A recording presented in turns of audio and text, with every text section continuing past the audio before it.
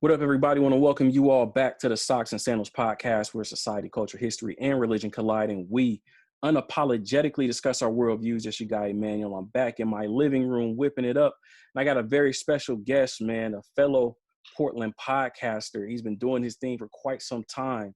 Real Talk with Gio is on season 4. You should check him out, man. But first things first, man, let's get this guy in here and have him introduce himself.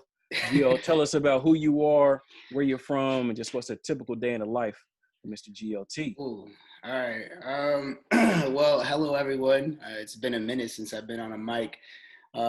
Like you mentioned, my name is Gio. I'm the host of Real Talk with Gio, which is a podcast centered around having honest and transparent and vulnerable conversations around all sorts of relatable topics. The agenda of the show is to create a safe space that is like not really safe at the same time, similar to what you do, where it's, you can speak your truth, you can speak whoever you are, and you can speak your perspective in the purpose of an intention of teaching people. But some people don't want to be taught. Some people may not agree with your perspective. And at the end of it, it's just being vulnerable enough to say, all right, that's cool, Yeah. So that's really what the show is about. That's really all I'm about. My daily life right now, because of COVID, man, dude, I'm in the process of moving, so that's kind of cool. But really, it's just I work from home. I'm in marketing and social media marketing, so I just get to work from home, do a lot of content from home, and really just try to get outside as much as possible, man. I'm a big stoner, so I like to smoke a lot. I like to do those kind of things, and I just try to stay busy outside because staying inside and working and all that jazz is not really my forte anyway. So I try to be outside. Didn't working from home at first seem like the coolest thing ever? Bro, okay, dude. Like, all right. We all thought, like, yeah, man, I'm about to work from home, bro. I can't wait, you know what I mean? Dude, and then okay. A couple of weeks in, we're like, I think I live at work now. I don't really know what this is about, you know what I mean? Okay, so the funny thing about that is I've had experience with working from home because one of my first ever like kind of business gigs, they didn't have a central hub, so they let us work from home. And that shit was dope. When I was in school and still doing all that, my friends would get up and go do their jobs, and I'm laying in bed doing my work, right? Fast forward to now, where we are now. Right before COVID, I was tracking COVID. Like the moment the term COVID was like, out there, I was on it to the point where the joke in the office was, they call me Gio the influenza instead of influencer, because I was on it, yo. I was like, yo, it's here, this is the count, just giving everybody alerts. And that's when I started the conversation. I was like, working from home wouldn't be bad, huh, guys? Like, And I kind of always wanted to work from home with this job in particular, just because like it's content creation, social media marketing, all those kind of things are it could be challenging, it could be easy. It's just depending on what you know and how you can solve some problems. Yeah. And there's a lot of times where I didn't need to be in the office to do half of my work. And I'm not a fan of driving. So like that commute that I have to do to work, I was like, yo, how could I get out of this? Right. How can I not have to do this? Fast forward more time, now we're at home. And honestly, bro, it sucks. I'm like, yo, I miss people. I miss my coworkers. Man. I miss the little round table that we'd have for lunch and chatting and joking. Yeah. But that's really all I miss. To me, work has always been work. I'm gonna work hard regardless of where I'm at. But I'm a social butterfly, dude. I cannot not be around people. So that's probably been the challenging part. And also, I think the underlining, I think this shit would be cool if the world wasn't on fire. Like if I was able to go and fuck it up in the club with my homegirls and get down with my buddies, like I don't think I'd be tripping as much. Right. And I think that's everybody can speak to that. I didn't think about that part of it. So like working from home is cool when outside is open. Oh yeah. But when outside is closed, then there's no like there's no escape. There's really no big benefit. It's just like, all right, I just kind of because honestly, work is work. I'm a firm believer that we all work way too much. I'm a big advocate for everybody should start having a serious conversation around 4-day weeks. I think that's more That's a understandable. fact, bro. Like That's a it fact. needs to start, like politics need to catch on to something. I don't know. Somebody needs to do a TikTok about it, but Yeah. it needs to become a thing. We work way too fucking much, but so the idea of being able to go to work and then come home and leave work, and some people do a really good job of that work-life balance. Some people don't. I know I have homegirls and homies that dead ass is work all the fucking time, and that shit is scary to me. That's you're addicted to work, and that's the wrong addiction to have, honestly. But now it's like, the challenging part with the world being closed is that you can't really leave work, because work is your home now. Unless you are one of those people who are lucky enough to have a good setup where you may have an office space, or you could somehow separate that for yourself mentally, you're stuck. And that shit is, some people can't do it. I don't mind being alone, even though I'm a social butterfly. I grew up alone, so I'm gravy with that. But I've had friends that hit me up every day, or they're calling me every once in a while, or it's a mental breakdown here, or can I talk to you about this here? And which is all dandy. You're supposed to be there for your people, but it's sad to see, because it's a challenging thing to not be able to escape. And work is something that people need to escape from, because we do too much of it. Yeah, that's a fact. And then especially like with the fires, with the forest fires and the wildfires that was going on. So that, to me, I was talking to somebody about that today. I was like, yo, that was worse than COVID itself, bro, because you can't open your window. You can't, like, I couldn't, like, I like walking my dog. Like, that's therapeutic for me, but I can't even do that. I can't take my kids to the park. So we working from home, doing school from home, and we have no outlet. Like, we are literally shut in place, bro. So it's just, that was worse than COVID. Dude, I had such a trippy start to that too, bro. Okay. Because when the smoke really started to come into Portland, it was, I believe it was a Saturday or a Friday. I want to say it was on the weekend. Yeah, it was on the weekend. And I remember it was the day that they had a march towards St. John's Bridge. And they had like a little gather in there, and like Snack Block kind of threw an event there or something. So that day, I don't know if you're into it or if your fans are into it, but I like to partake in recreational acid.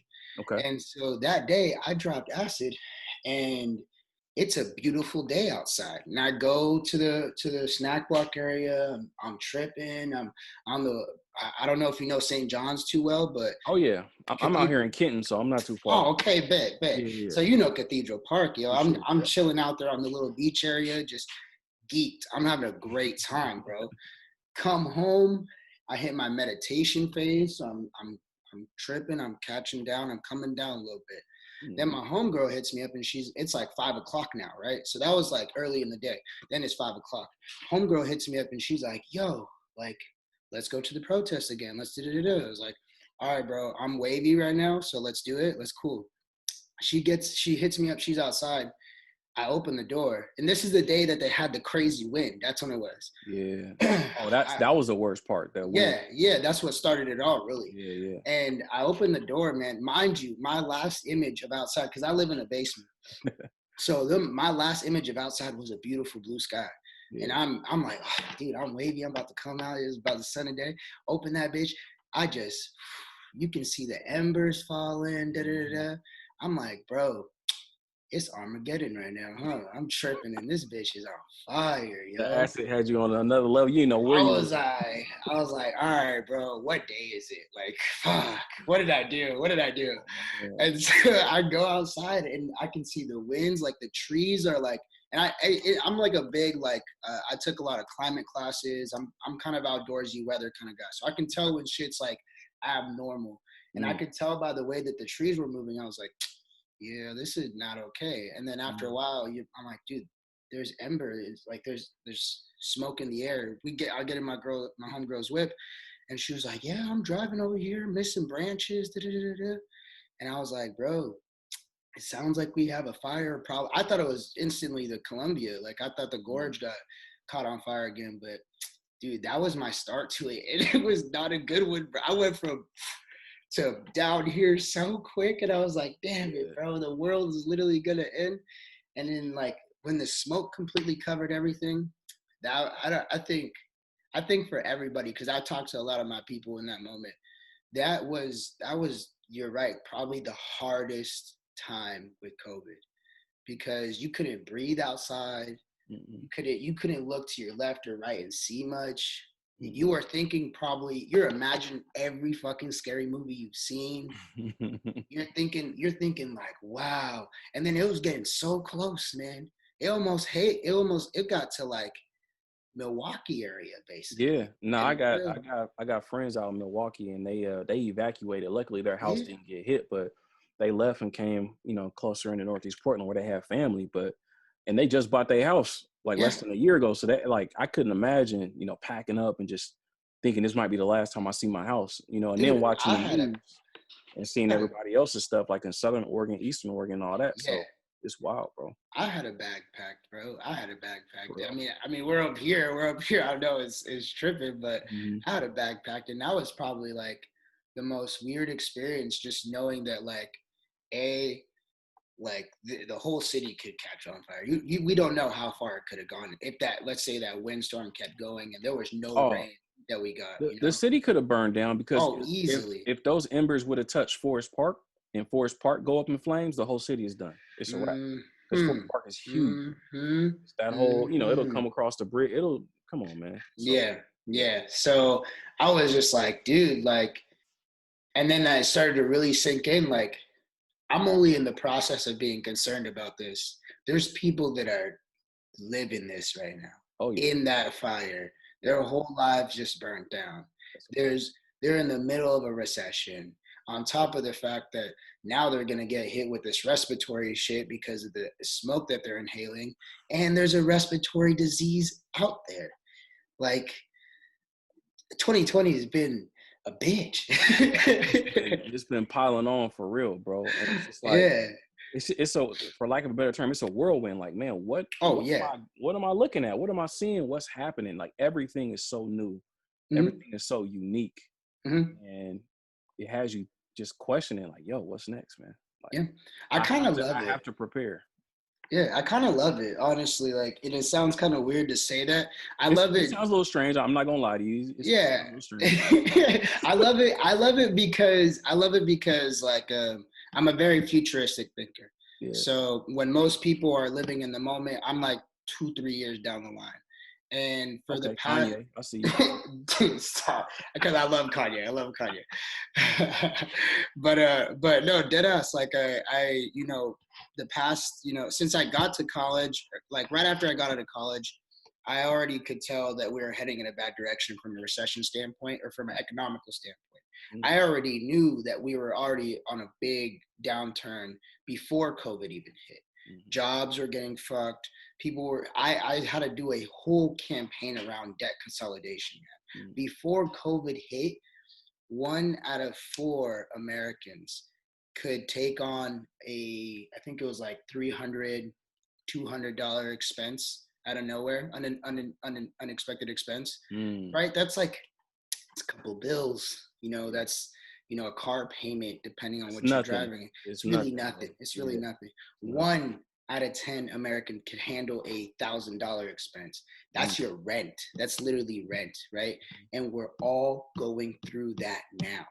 Yeah. So to me, like, the reason to say I love it, going back to that, is because the change was inevitable. We are gonna have to realize, and the changes, like I was talking about earlier, the changes that are gonna happen regardless, and they're probably gonna happen faster now because of COVID, is the way we work. We're working from home. That part. Things are gonna be more automated. You're gonna have AI that's gonna take a lot of these manufacturing jobs, a lot of these retail jobs, a lot of all the jobs that have been lost already. You're gonna have, hopefully at some point they stop freaking like doing oil and stuff and realize we got to go green. But all those jobs are going to be wiped away, right? Yeah. What I hope now is that, because everybody has the time, because everybody is starting to show a little bit more empathy with each other, because that's what I love about COVID, is that it's brought us all together. We all have an equal common enemy, and that's when America does a great job, right? Everybody was doing all right, and then 9/11 happened, and now we all didn't like ISIS and those kind of things, and everybody got patriotic. Everybody was America, America, America, and now we're kind of doing the same thing, but from an empathy standpoint, and from a compassion standpoint, and from an ethical standpoint, and from a equitable standpoint. We're starting to really realize that, dude, change is happening, so we're gonna have to change, and we're gonna do it the right way this time. And that's what I love about it. It's forcing us all to get up under that rock that capitalism puts you under, and you're gonna have to do something about it. It sucks. It's challenging, but that's changed, dude. Yeah, I feel like the thing that I like about COVID and the lifestyle change that it's brought, to me, it's made our lives more of what they should be. Like coming up to this point, I was already like, I have a daughter and a son. My son is 11. He just started 6th grade. Congrats. And so, but thank you. And also going back to 5th grade, we knew very early on that we're going to homeschool him for 6th grade. And I didn't know how it was going to happen, but I just knew that I'm not going to send him to middle school, his neighborhood school, Ockley Green. You're not going there, buddy. I'm sorry. Like it's not happening. So, but it's like, think about what our lives were before everything was industrialized, and like the kids would be at home with you working on the farm or working on whatever, or you're teaching them life as you go along. And so, the more and more I thought about it, I was like, man, why wouldn't I homeschool my kid? And even if not forever, at least for a period of time, like, man, I just think about how much time now that I'm with my kids all day, every day, how much time we spent away from each other. I remember when I used to have to work and I commuted all the way out to Hillsborough, living over here. Damn. Damn. I would be up. I would leave the house at 6:30, drop the kids off, go to work, not get home until like 6:30 or 7 o'clock. Like in 12-hour day. 12-hour day. 2 hours on the road, 2.5 hours on the road. And so like that was my life. And it was just like we didn't spend no quality time together. I ain't taking to the park like I do now every day. Like it's just I didn't have time to live life because everything revolved around work and commuting and such. And so now when you're homeschooling your kids, it's like, all right, you get to see them all day, every day, and wearing that teacher hat and that parent hat, it's a struggle, but it's something that it's muscles that we should have developed. 100%. Period. You know what I mean? Like we should all be teachers. We should all be teachers, and we should all take that upon ourselves to teach our children and not give it up to somebody else, and then always be mad at somebody for not doing what you would want to do, but we never take the initiative to do it, even though it's uncomfortable. Like you gotta do it. Sometimes you gotta do that uncomfortable work to get the result that you desire. You know what I mean? So 100%. I like that families are together. But also if your family stuff wasn't right, and it wasn't what it's supposed to be, now it's like you got to deal with it. So everybody's situation is different. I will say for my situation, I'm glad about that part of it. 100%. I think moving forward, what it's going to produce. So you touched on like going back, how like back in the day, industrial day, family was together all the time, working together, building something together. Eventually we started to get more like less industrialized, and we're starting to like create civilization and like suburbia and all these type of things. There's more jobs, all this type of population is just growing. But from that foundation of those generations being with their family, building together, all this type of stuff, that is what kind of set up the society that we're in now. Look at where we are now, though. All the bad stuff that we are going through is because we are so separated from each other all the fucking time. Work, like I said, dude, like we shouldn't be working 9 to 5, 7 days out of the week. Like nobody needs to be doing that ever. Like it's not healthy for your body, it's not healthy for yourself, and it's not healthy for your families. So I mean, yes, families are closer now, the unfortunate circumstances is that it's because it's from an unfortunate circumstance. Exactly. And we're not Canada, so we're not getting the support financially that we all deserve because we pay taxes. If anything, what we learned, and that's why I'm saying that's why I love 2020, even though I hate 2020. It's a double-edged sword. Whether way, that's what people got to grasp of it too. It's a double-edged sword. Whatever way you grab it, it's going to cut you. Mm-hmm. It's just how deep are you going to let it cut you, and what you're going to do with it when you grab it. Yeah. So right now, I love a lot of things about it. I hate a lot of things about it. I wish that our government was better, because if we had a better government, we'd be probably dealing with this situation a lot better. But again, we're learning so much about ourselves, our society. We're starting to demand change. It's no longer a conversation because conversations can happen when there's accountability. Mm. There is zero accountability in our governments. There is zero of it, and we've been shown that. And in all other facets of leadership within this country, there's zero. The police, zero accountability. Mm. Breonna Taylor. Big example right there. Huge. How are we going to sit here and deny that she wasn't murdered? Like how these guys literally stood in front of the house, did not say who they were, slamming on a door with intentions. They clearly had their firearms already drawn, ready for this, right? Yep. This guy shoots a warning shot, demanding hey, what's up? And they just unload. Mm-hmm. They unload. The whole thing is shady. They even for them to get the warrant to go to her house, already shady. The whole setup is shady. Yeah. And but there's even more that has come out over the past couple of days. And so the article that I just read, and it was an article by a publication out of Louisville. I'm gonna find the exact name of it pretty soon here, but basically they said that the whole story about her boyfriend shooting at the officer first, mm-hmm. they're saying there's another report that says that that's not necessarily the case, and that the officer got shot from friendly fire, but the boyfriend did have a warning shot, mm-hmm. but you can kind of infer that his warning shot was up. Yeah. Because the one in endangerment was about 3 bullets that went into a neighboring apartment, right? Mm-hmm. Yeah. So there was also a bullet that went straight up into an upper apartment, but that did not get taken into account into the one endangerment. So that made me think all right, the one that went up didn't count. So either it's a race thing where the neighbors that had the 3 shots, maybe they were white, and the one that went up, they were black, and maybe they didn't care about them because they're showing more disrespect and disdain for us. True. Or maybe that was the warning shot that her boyfriend shot, and he didn't actually shoot the police officer. It was one of his other guys, and it was friendly fire. But at the end of the day, the guy gets charged. Only one guy gets charged. He doesn't get charged. No one gets charged for actually murdering Breonna Taylor. They only got charged for endangering other people. Mm-hmm. They got charged for the people that they didn't shoot. Yeah. So it's just the blatant disrespect and the blatant disregard for Black lives is on display.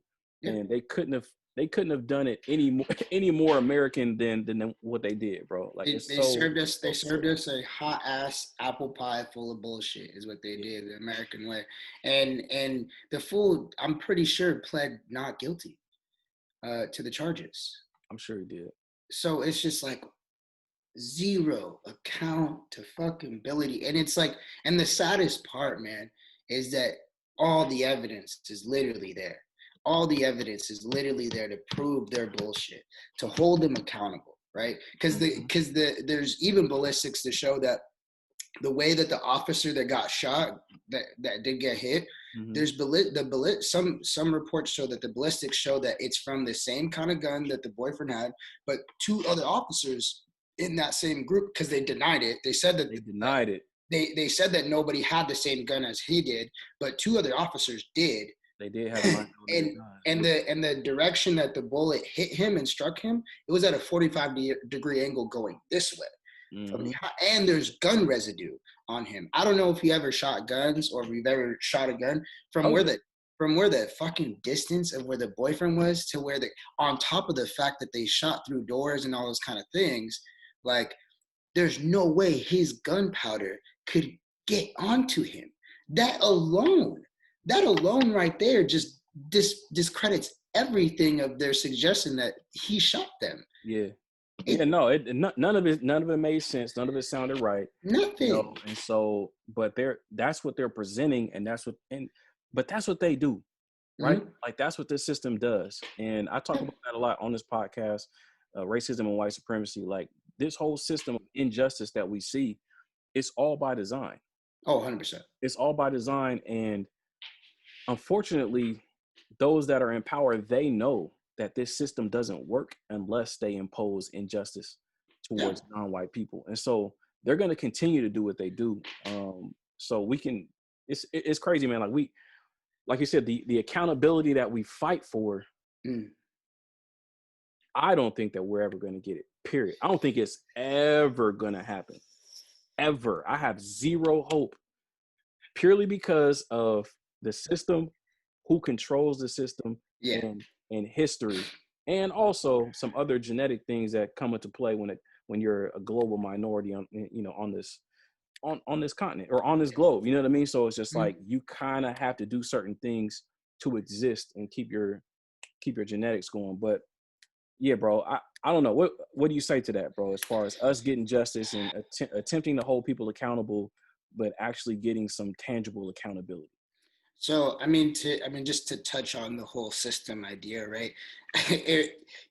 When people deny systemic racism or systemic injustices, or just that there is this system that perpetrates just a pressure upon minorities, right? Mm-hmm. I just ask you, why did Americans leave the British? Like, why do you think they left?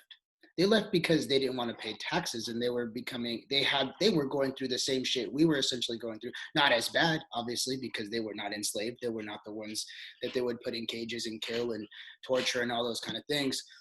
But they were leaving because they were being taxed heavily and they were being treated poorly, and the kingdom was oppressing them, right? Mm-hmm, mm-hmm. They just took the fucking blueprint and brought it over here.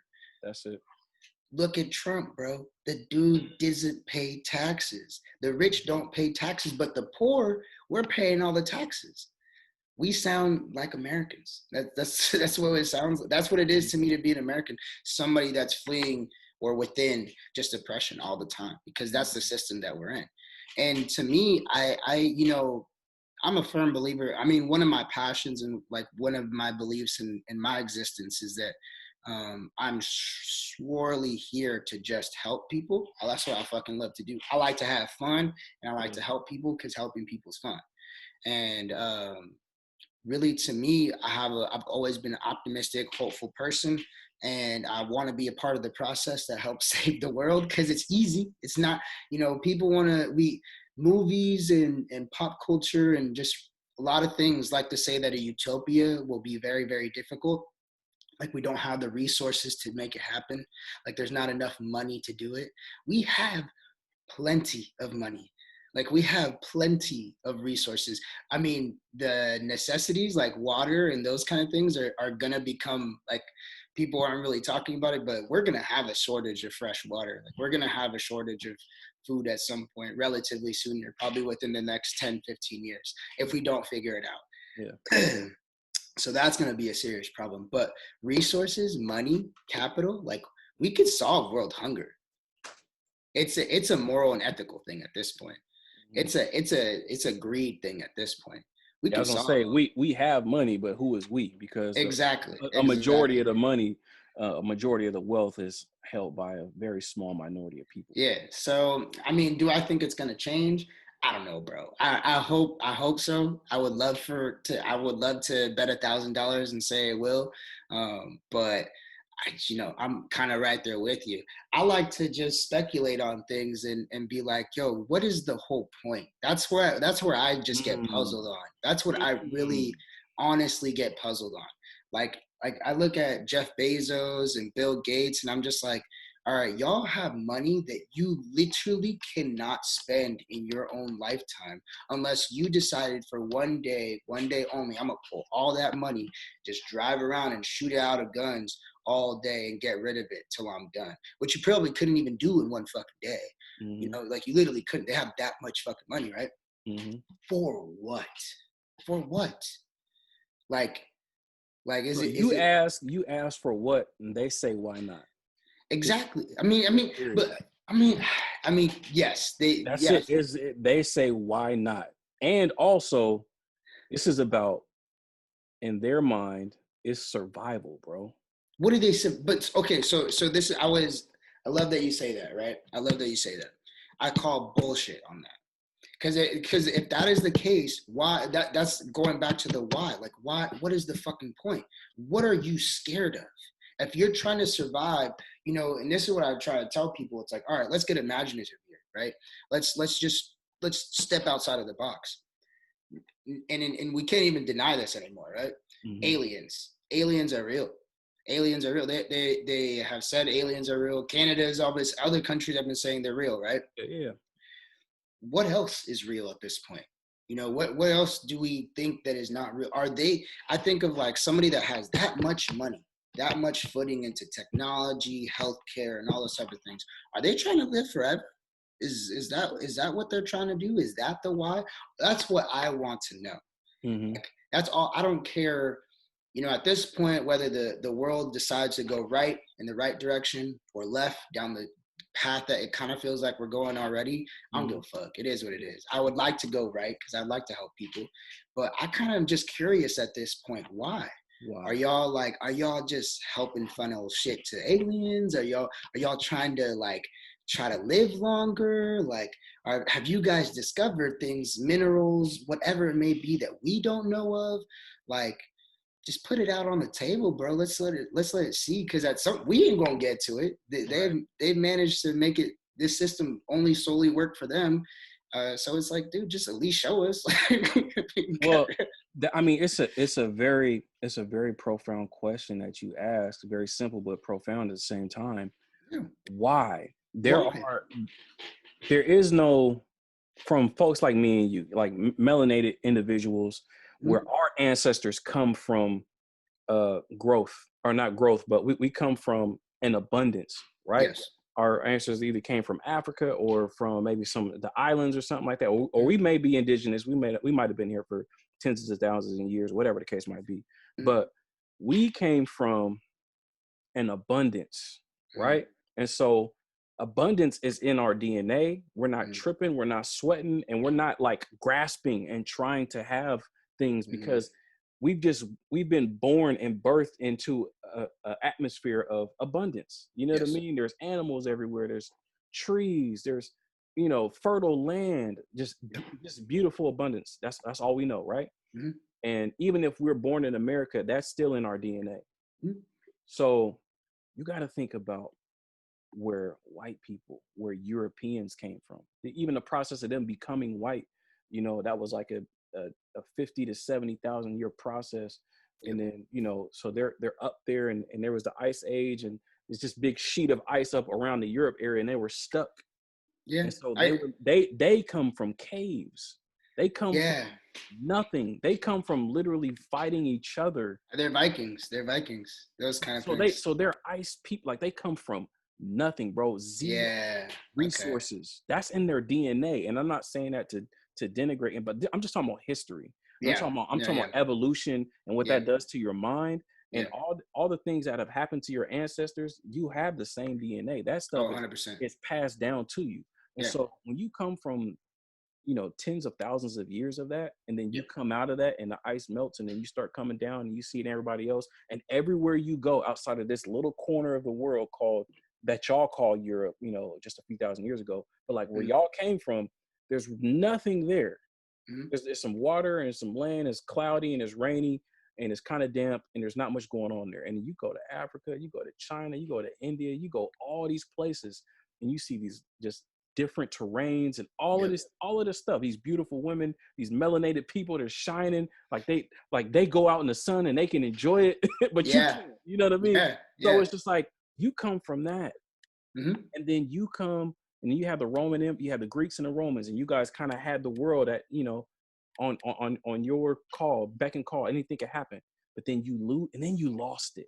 Yeah. And then what they went through in the Middle Ages, the way that they were living, like you said, when they came over here, they was peasants and they was serfs and most people were living trashy existences, bro. On top of the fact that they were dealing with the Spanish conquistadors, who at some point basically was running the world. Like they were up there. They were up there. So yeah. And so so when you come from that, and you come from that lack, and that's in your DNA. Yeah. And and then you start traveling the world, and you think of like just the genetic annihilation piece. Like, yo, if I intermix with everybody, I will exist, because it's hard to be white, but it's very easy to be brown or any other shade. And so it's I talk about that all the time. That's why I gotta keep my women away from you, or I can only give away a certain amount. I have to make laws to protect me from you, because if that's the case, I will have nothing, and you guys will have everything. Everybody will look like you. They won't look like me. And so, that's some theory. There's nothing concrete about it. But just look at history and look at how things are playing out. It's just like, oh yeah, I mean, I had a white roommate, and he was a cool guy. But one time it kind of led to this conversation where he was like, I think he was like bumping some kind of rap music. And I was like, man, honest question, bro. Like, as a white guy, as a white man in America, mind you, he's a ginger Buddhist kind of dude. Like, so he's kind of like the least kind of American. He was a hardcore Bernie type of dude, right? So he's this kind of guy, pretty not extreme, but pretty leftist. Like his goal is to stop nuclear, like get rid of nukes all over the world. Which is, I agree with that. There should never be an existence of a nuke. Like that can, and like as defaulty and faulty those situations, there's been scenarios where nukes have almost gone off on accident type of shit. So we should not have nukes.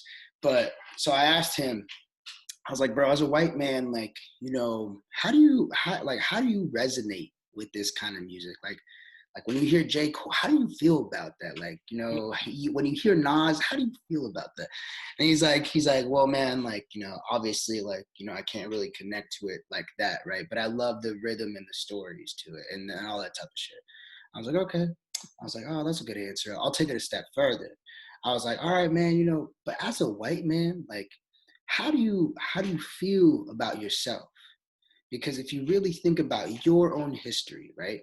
You don't have anything, and it, but he knows it too, because he's a Bernie Sanders kind of guy, right? So I was like, you don't really have anything to really hang your hat on to have pride about, outside of maintaining the civil liberties of your own race, right? Intentionally or intentionally, right? Because I'm not calling every white person a racist. I'm not saying every white person is ignorant, or every person is white person is aware of their own system. I think the beauty of privilege is the fact that you have the privilege to not even be aware of your own system that you're in, right? And his answer was like, it kind of took a second, but he was just like, dude, I'm Buddhist. Like that was his answer. Like, he's like, I'm Buddhist. He's like, I don't hang my hat on that kind of stuff. Like there's nothing there to hang my hat off of. Talk about privilege. He didn't even answer the question. He was just like, he was like, man, I can't really speak to that. I'm Buddhist, exactly. Bro. I'm Buddhist. He's like, I'm Buddhist, man. Like, he's like, I'm gonna claim somebody else's story, dude. Dead ass. And I was just like, damn, dude. And that's why for me, like, when I talk to, that's why I love applying like my honesty and transparency and vulnerability to conversations. And I try because I've had several different kinds of white folks come at me for my views, for the way that I talk, and the things that I say openly, and the way I challenge people's perspectives. And at the end of the conversation, it always ends positively. It's always cordial. It's always cool. Some end up kind of going towards the perspective that I have. Some start to realize that, oh shit, there's something going on within myself that I need to figure out. But I always leave it honestly feeling bad, dude. Like, and that's gonna sound kind of weird, right? Because we all kind of like fuck the white man, fuck the system, all that type of shit. But it's like you're talking about, dude. Imagine. I mean, I can't imagine, right? Because we go through it every day. I don't know about you, but I am in survival mode every day. I have to. I can't. I have to work hard. I have to make money. And in most cases, it's not even just for myself, it's for my family. I have to pay a path for not even my community, but for my own people. Like, white people don't have to do those things, right? Because they already have those paths. So it's like the kind of suffrage that we go through is a sense of growth. And that's why I would hate personally to kind of have privilege. Like, I don't want to be privileged, bro. Like, I don't want to not work for my shit. I don't want to not be able to say I built this with my own hands, or I have pride in this because I can have pride in it. Like, not because somebody did it for me, or I killed millions of people for it, or I robbed people's lives for it. Like, I did this, right? That to me is a good, healthy kind of survival. The kind of survival that they're going through is within themselves, bro. That's what I feel bad about when I have conversations with, especially those that are ignorant, those that are prejudiced, those that hold hate in their heart. I feel bad. I have empathy for it, because it's like, dude, you know, you can, everybody learns things, right? We all learn things. We all become educated. The hardest thing to fucking do, dude, is uneducate yourself. That's the hardest thing to do, because it starts, like you said, with your kids. You're so happy to have them home, because now not only are they going to be educated academically, but they're going to be educated on what it is to be a man, a father, how to build a community, how to manage a family, how a relationship dynamic is supposed to be. All the things that we all need to fucking learn, right? That a lot of us as the Black community have been stripped away from purposely. That's how you break a community. You break up the home. So, you know, to me, I have empathy, because it's like, dude, like they're lost souls in the shape or form, especially those that carry the hate in their heart, because they've been educated poorly. Like, and some of them, it's just like, you know, it's going to take years of uneducating yourself. And it's not just uneducating algebra. It's not uneducating yourself from fucking world history. It's uneducating yourself from the fact that you don't even know your own history, that your history is full of negative things, and that your reality that you live in is stepping on the backs of everybody else, unintentionally or intentionally. How do you live with that? That's kind of tough. And like you say, some of them say, why not? Like the rich, why the fuck not? I mean, fuck it. Some of them are going to be like that. But some people are going to wake up, and they're going to have a heavy ass heart. And I don't know how long their hearts are going to be heavy, but I feel bad for them. Because my heart's not heavy, man. I have no problem or quarrel with who I am and the life that I live and the community that I'm from and the history that I have. And I have pride. You know, to be patriotic, that's fake pride. That's propaganda. You literally don't know your own history. You literally don't, because a lot of you, I mean, today, bro, I had a DEI conversation with my company, right? Oh God. Predominantly white folks. I love them. They're cool white people. They're really cool white people. I'm gonna put that straight right now. They're the cool white people. Which is kind of fucked up. I just cringe at DEI, man. Oh, yeah, I know, right? But we're sitting there talking about redlining. Oh my goodness. They know nothing about redlining. Some of them didn't know at all, right? Had no idea how that worked, why it works, if it's still happening now, and all that type of stuff, right? They don't know their own history. To be patriotic is just to accept a lot of propaganda. In the Constitution, bro, it says don't wear or sell the American flag. Bro, they got Speedos. They got their dicks on their flags, bro. Like it's like a cycle that I feel bad for them that they have to go through.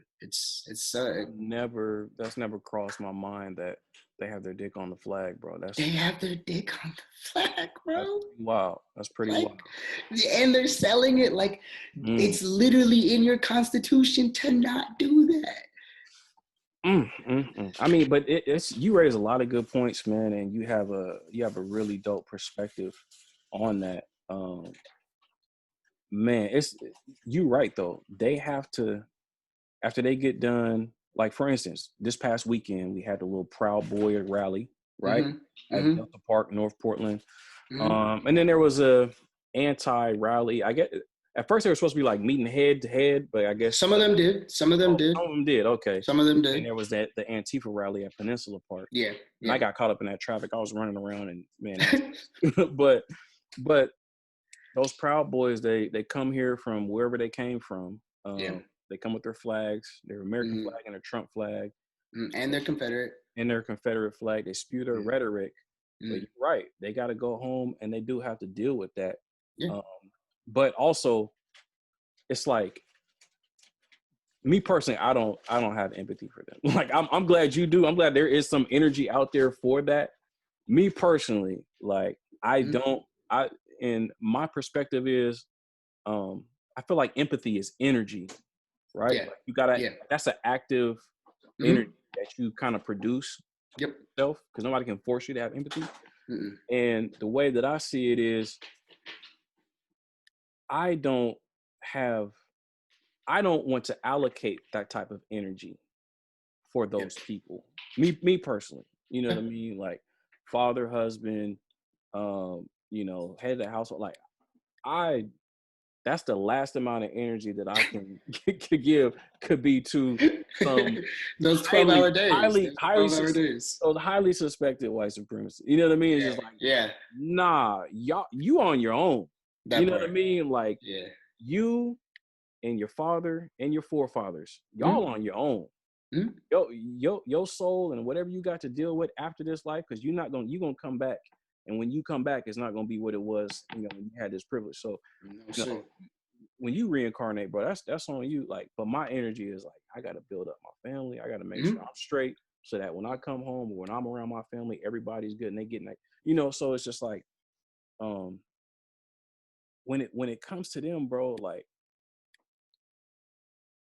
how can I say this without being like, I mean, say what you have to say. Unnecessarily mean, but it's like whatever's coming to them. They deserve it. Oh yes. Ignorant or not. Yes. They deserve it, because what we're getting, we don't deserve. I have no sympathy. George Floyd did not deserve to be treated the way he got treated. Breonna Taylor did not deserve that. And that's the thing about America. That's one of the most infuriating things, especially for Black folks, is that we're educated. We have plenty of information and technology at our fingertips. We know what we should be getting based upon what our forefathers and our ancestors put together, as far as like being the foundation for this country's wealth. And we don't get to share in that. We get to watch everybody else just swim in money, and we are still struggling. We're still like you said, one paycheck away from being in extreme poverty, being in you know what I mean, in that type of situation. And it should not be that way for us. And we know that every time we step outside our house, we can get arrested and pulled over, or just literally shot, just for not putting our hands up, just for a police officer yells at us and we don't turn around fast enough, whatever the case. Or we could be walking away from him, we can get shot in our back 7 times. So it's just like, bruh. Or laying down on the ground. You're not lying. So when I think of like Proud Boys, right, I have so first and foremost, I don't have sympathy. I don't have sympathy for a lot of things. I don't have sympathy for that bullshit. I have empathy because I have a lot of energy to, like you said, it takes energy. I personally am just a very energetic person. I have empathy because I don't, racism is a byproduct of capitalism, because to capitalize, somebody has to be capitalized on. To have capitalism, there has to be people think capitalism is capitalizing on the opportunity. No, that's bullshit, because somebody has to build that opportunity. Somebody has to create the product that is that opportunity. Somebody has to manifest that opportunity. Some people like to work and some people don't, right? And to capitalize is to have somebody do the work for you. So I think racism has become a byproduct of capitalism, because it's just all you fucking know. You just constantly consume, and at some point somebody has to do the work for you. So now you say that I am superior than you, so you have to do the work for me. You have to help me capitalize. I'm gonna give you scraps, but you have to help me capitalize, right? And so my quarrel is, I don't fuck with Proud Boys, so fuck them. Like that kind of shit. Those kind of people. Nobody. Those kind of people, little dick energy. We don't need any of that. Nah. But to me, you know, I'm kind of over, and this is also another weird perspective or a weird thing to say, but I'm kind of over racism, bro. Like, I don't want to give. You want to talk about shit that I don't want to give energy to? I don't want to give energy to that.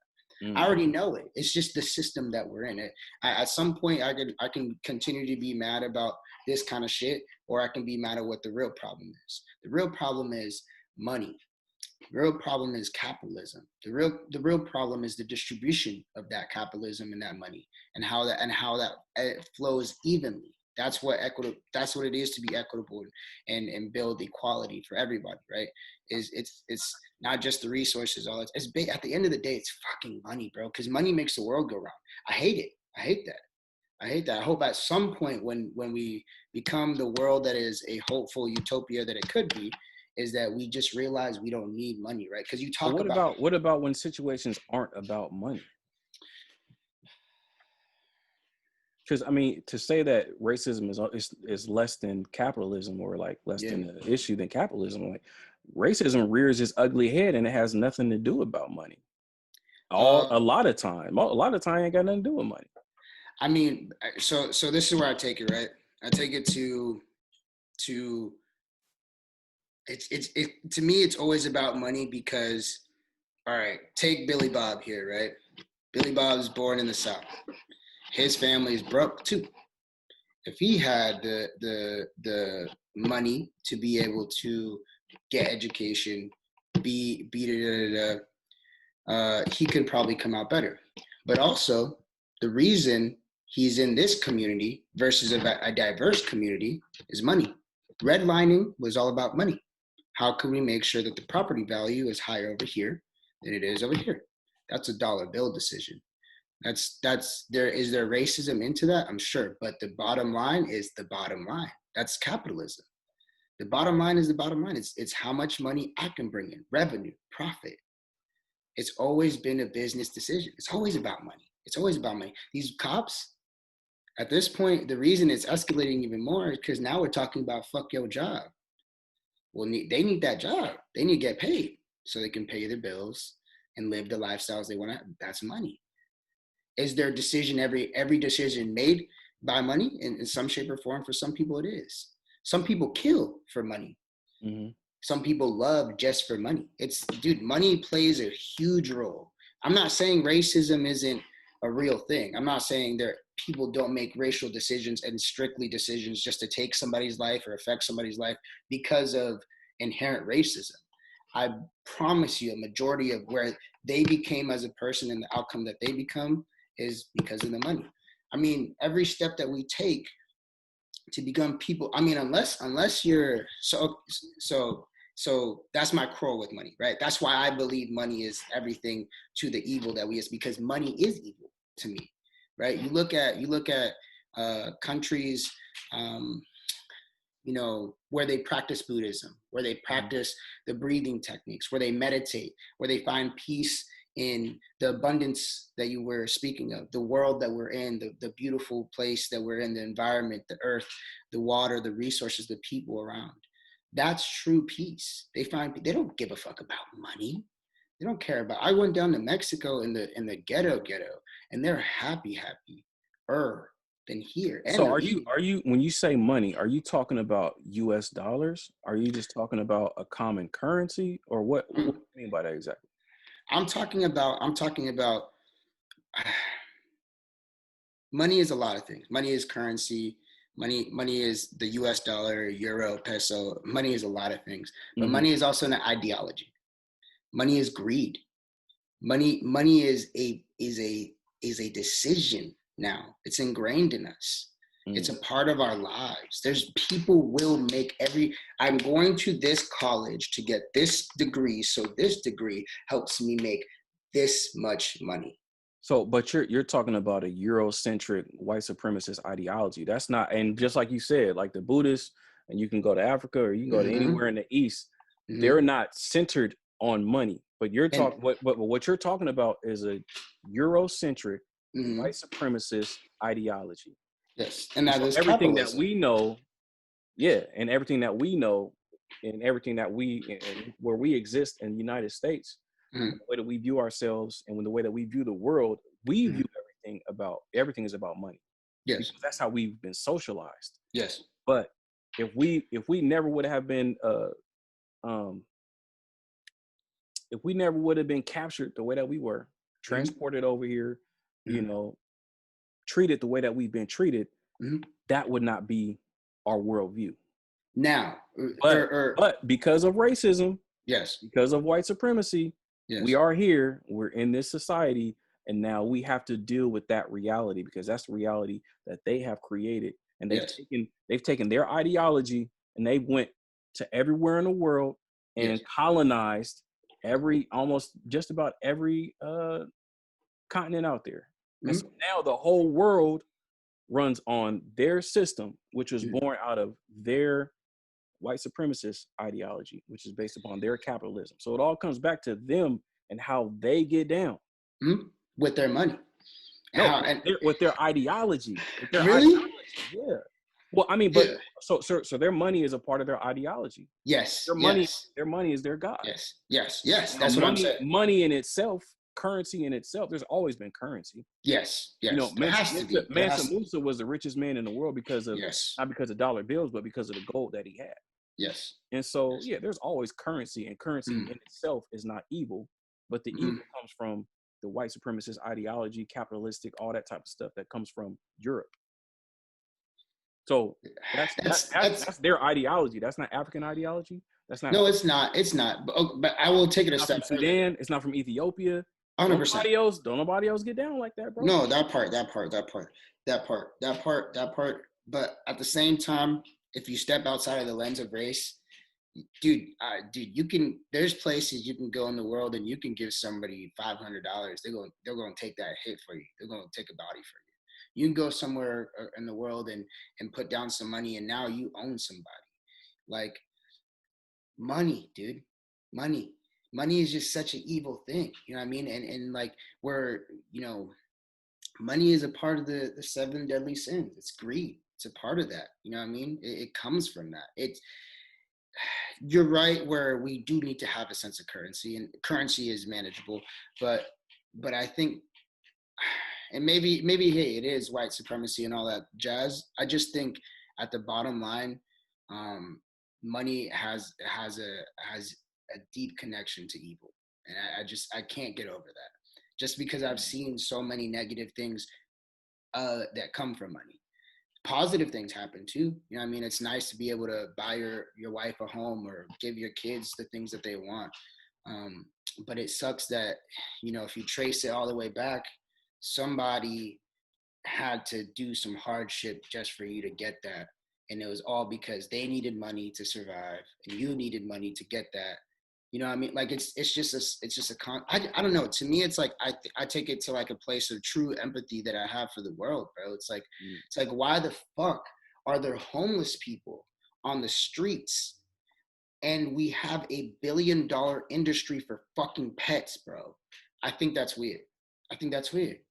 Why do people would rather fight for the rights of like dogs and cats? It's like, hey, animals, I get it, all that type of stuff, I get it. The environment, I would understand, like fighting for whales, bet. Cats and dogs to have like a fucking sweater at their crib versus a human being having a sweater on their back. I can't get down for it, man. But bro, everything that you're describing is Eurocentric ideology, bro. Yeah. That's not like you go to Africa, they don't have house pets. that part, bro. I went to Mexico and they didn't have that shit either. No, they don't have the maybe you're animals right. stay outside, bro. So everything that you're describing is Eurocentric ideology, Bro, i.e. white supremacy. They have turned society upside down and backwards. Yeah. But that's how they get down. That's their lifestyle that they have imposed on everyone else. And so it's if you was anywhere else in the world, you wouldn't even be dealing with this, man. I believe it. But I mean, if they didn't take over and do what they did to the world, but kind of bring everything all under their subjection, everybody speaking. Because everybody does want to become America in some shape or form, and the thing about America is that you have the freedom to just be bad. Like that's what the fuck it is. Like. Like you have the freedom of choice, but also it's just there's levels to this shit, man. Like toxic masculinity. When I go to Mexico, and the way that I'm in a predominantly like female heavy family. Like I was born on the backs of Latina women that are immigrants, right? And dude, when I went to Mexico and I saw how the men would treat my aunt, how the men would treat my cousin, and I'm not gonna speak up, bro, because I'm also half Haitian and I'm pretty visibly like different than them. You know, I mean, I had people staring at me, asking about me. So I'm not, it's not my place to speak up, but it's just like, dude, those kind of things is weird. This idea that a woman can't do what a man can't do, and all these type of things, it's just a lot of those ideologies are strange to me, and money falls under one of those things. I don't want to blame white people for everything, because at some point, like, dude, humans are humans and we all develop bad habits and bad patterns, and a lot of us are, those sins are really spicy, bro. Like they're easy to get into. I have my vices, man. I make a mistake every day. And it has nothing to do with the color of my skin. I'm just fucking human, bro. The problem is that this ideology that is white supremacy has made everything about race, because that's how they continue their propaganda and their superiority, is that look at my fair skin, look at this, I think it is that hunger to survive, because I wish somebody would have never put out the statistic that like 2040, there's going to be like white people are becoming a minority in America. I wish people would have kept that on the wraps. I mean, they were gonna know anyway. They were gonna know anyways, but I'm like, fuck. Like, I wish nobody said it. We just. Didn't even the term minority, for them to even call anybody else a minority, period, it's weird. It's asinine, because they're minorities when it comes to the whole world. So I mean, everybody has melanin except for the 20% of people that don't have it, which is not a normal thing. So it's just like, how are we the minorities when y'all, there's barely any of y'all around the world? And it's like, too, also like, a thing that separates a huge gap is education, right? Yeah. Bro, that's bullshit. That's bullshit. Like education to what? Like, just because we're taught a lot of the things that you learned, that you created, doesn't mean that they're true. Doesn't mean that it is the definition of what it is. Like, I'm like, dude, the space that I live in all the time is like, all right, bro, just because somebody called that red doesn't mean that has to be red to me. Like, I'm that kind of person. Like I live in that mindset all the time, where it's like, I firmly believe I do what the fuck I want when I want, and I do it. But not on the back of anybody else. It's on my back. I did it. If I made a poor decision, I take the responsibility for what comes with it. If I made a great decision, motherfucker, that's my bag. Don't even touch it. Like, that kind of mentality, right? Because that's what I know. I work hard. That's what I work for. Yeah. But I also don't fucking subscribe to this constant mentality that the life that we live is like all decided for us, that like we have to oblige to every human rule out there, that it's okay to live in a spectrum where you don't subscribe to every single fucking thing that we all are told to believe. Like, the world changes every fucking day. Like every day is a brand new day, and there's something new. And what I just said in this space is gone. Yesterday is gone. Like, dude, tomorrow a meteor can hit, and the world can be a different place. You know, tomorrow something can come out of the water. Fuck, who knows, bro? Did you think 2020 was gonna happen like this? Exactly, bro. Yeah. Then nobody. No. So if you continue to live in a mindset where you believe in all the shit in front of you, and you don't ask why on a daily basis, you don't question your own decisions, you don't really try to really figure out who your position is in this space, then dude, you're lost. And that's the problem with white supremacy, is they want the privilege, they want to be comfortable. Nothing about this world is comfortable.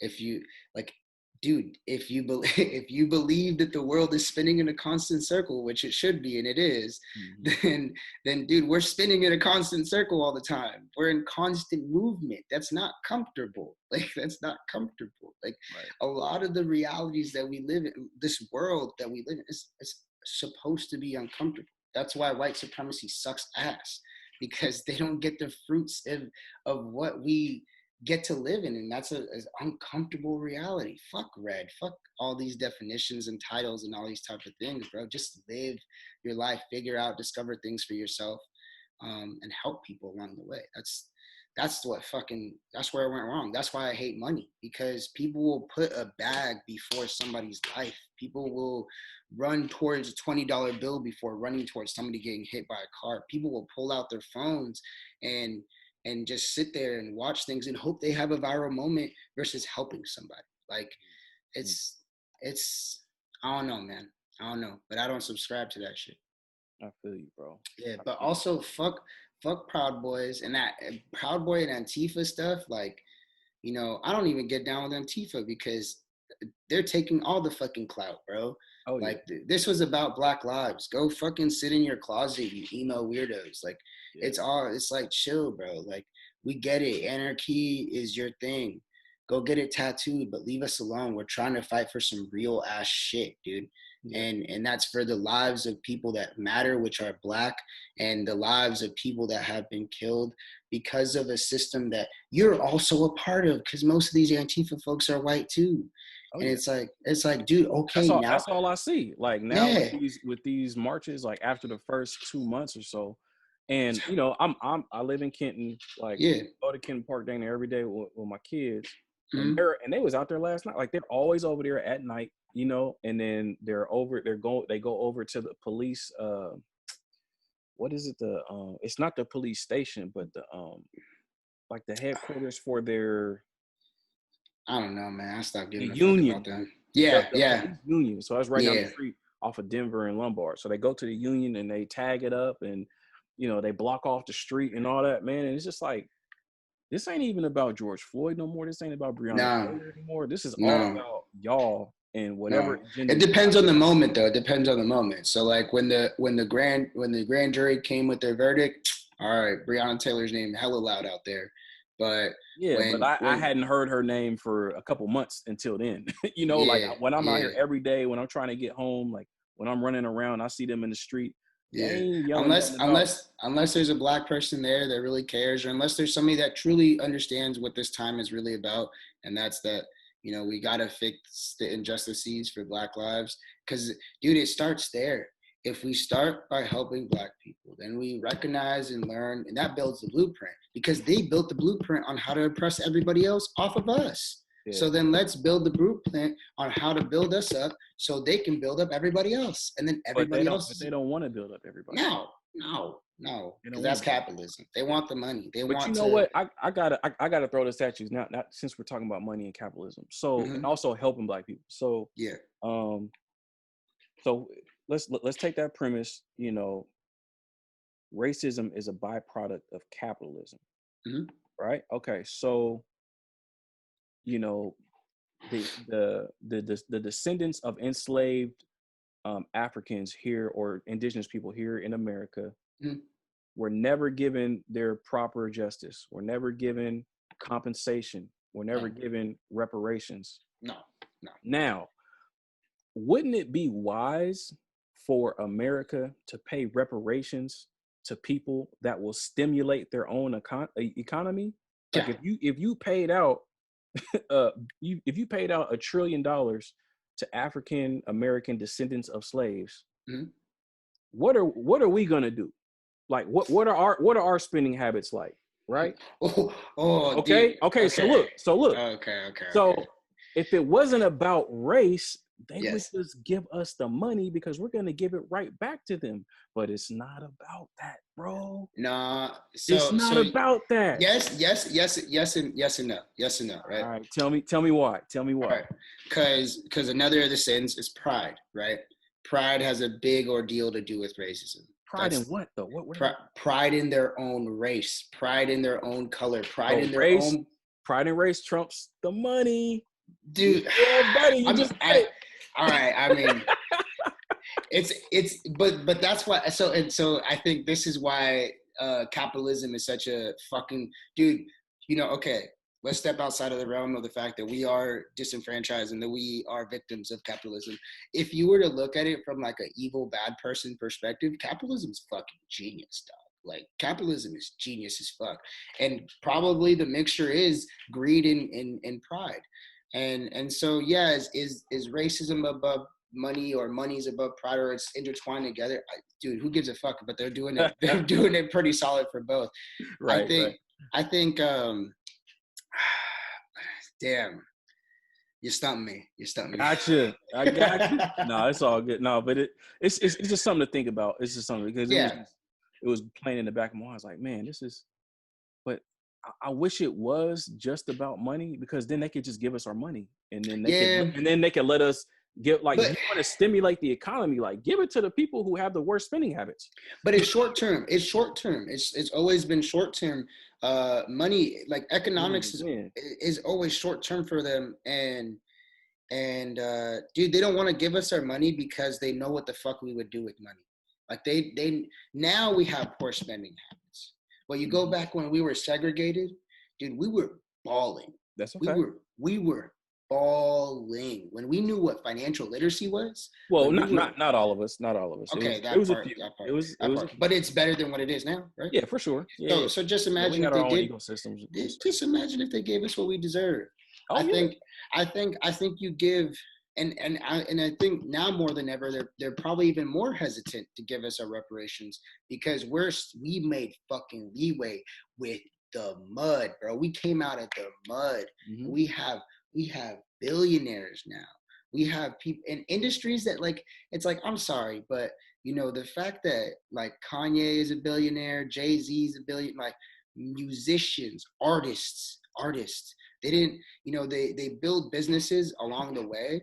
But it's like they started off of a cultural thing, like something intangible.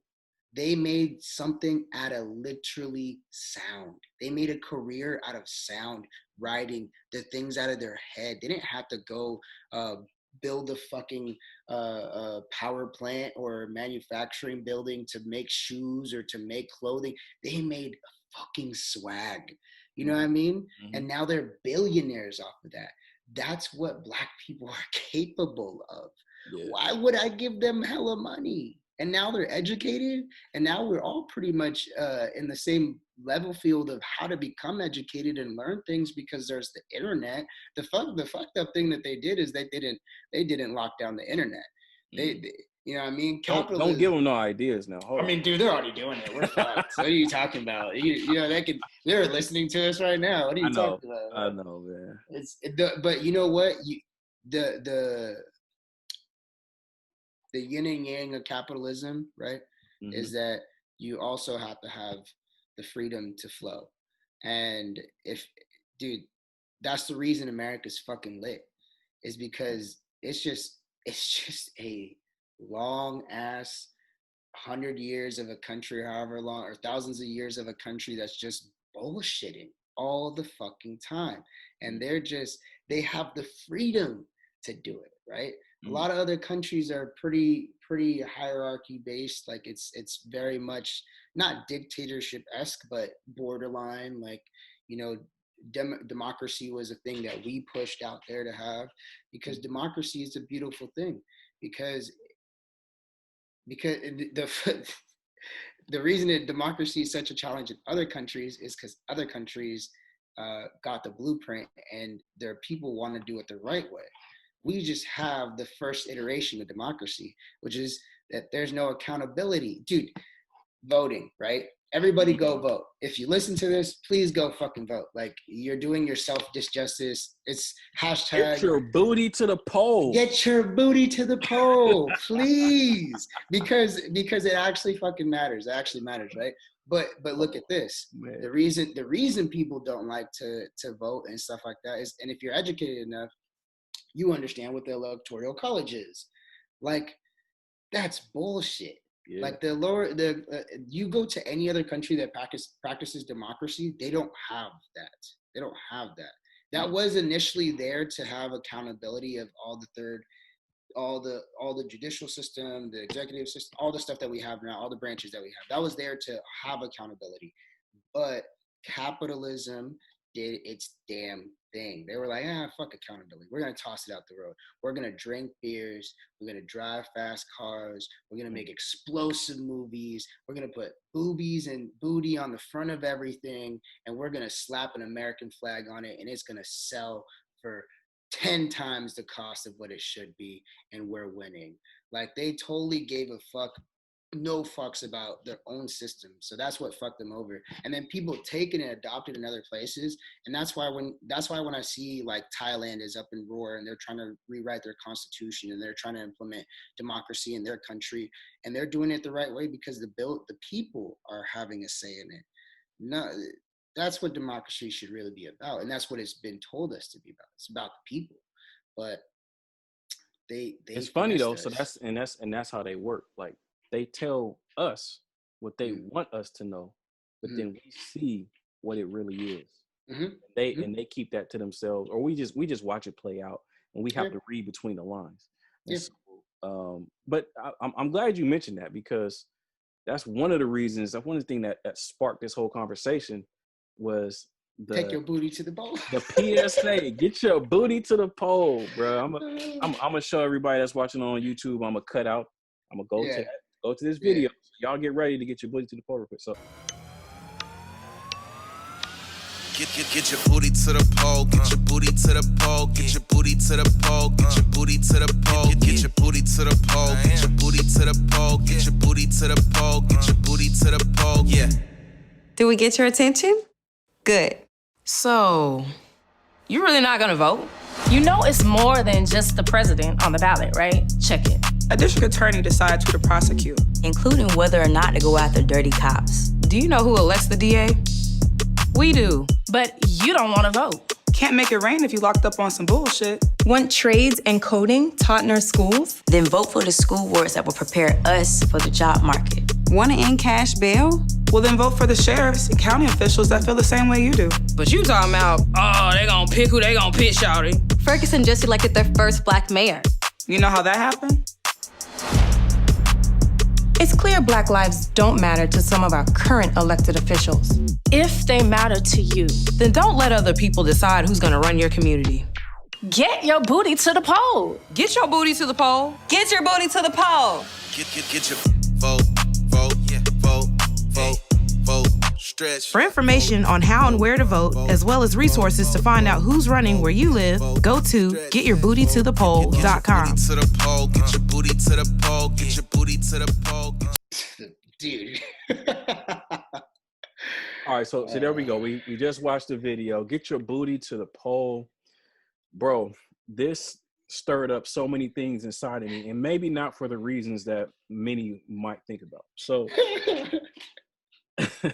bro, when I seen this, at first I thought it was fake. I kind of did too. I thought it was a joke, but then I seen Jamel Hill, and not to say that she's some authority figure on whatever is official, but she tweeted it out. I was like, oh, maybe this is a real thing. And then I watched the whole thing on YouTube, and I'm just like, wow. And I just felt disrespected. For one, I didn't know who made it, but for two, why would you try to appeal to us in that way? Whoever put it together, like, it was just cheap.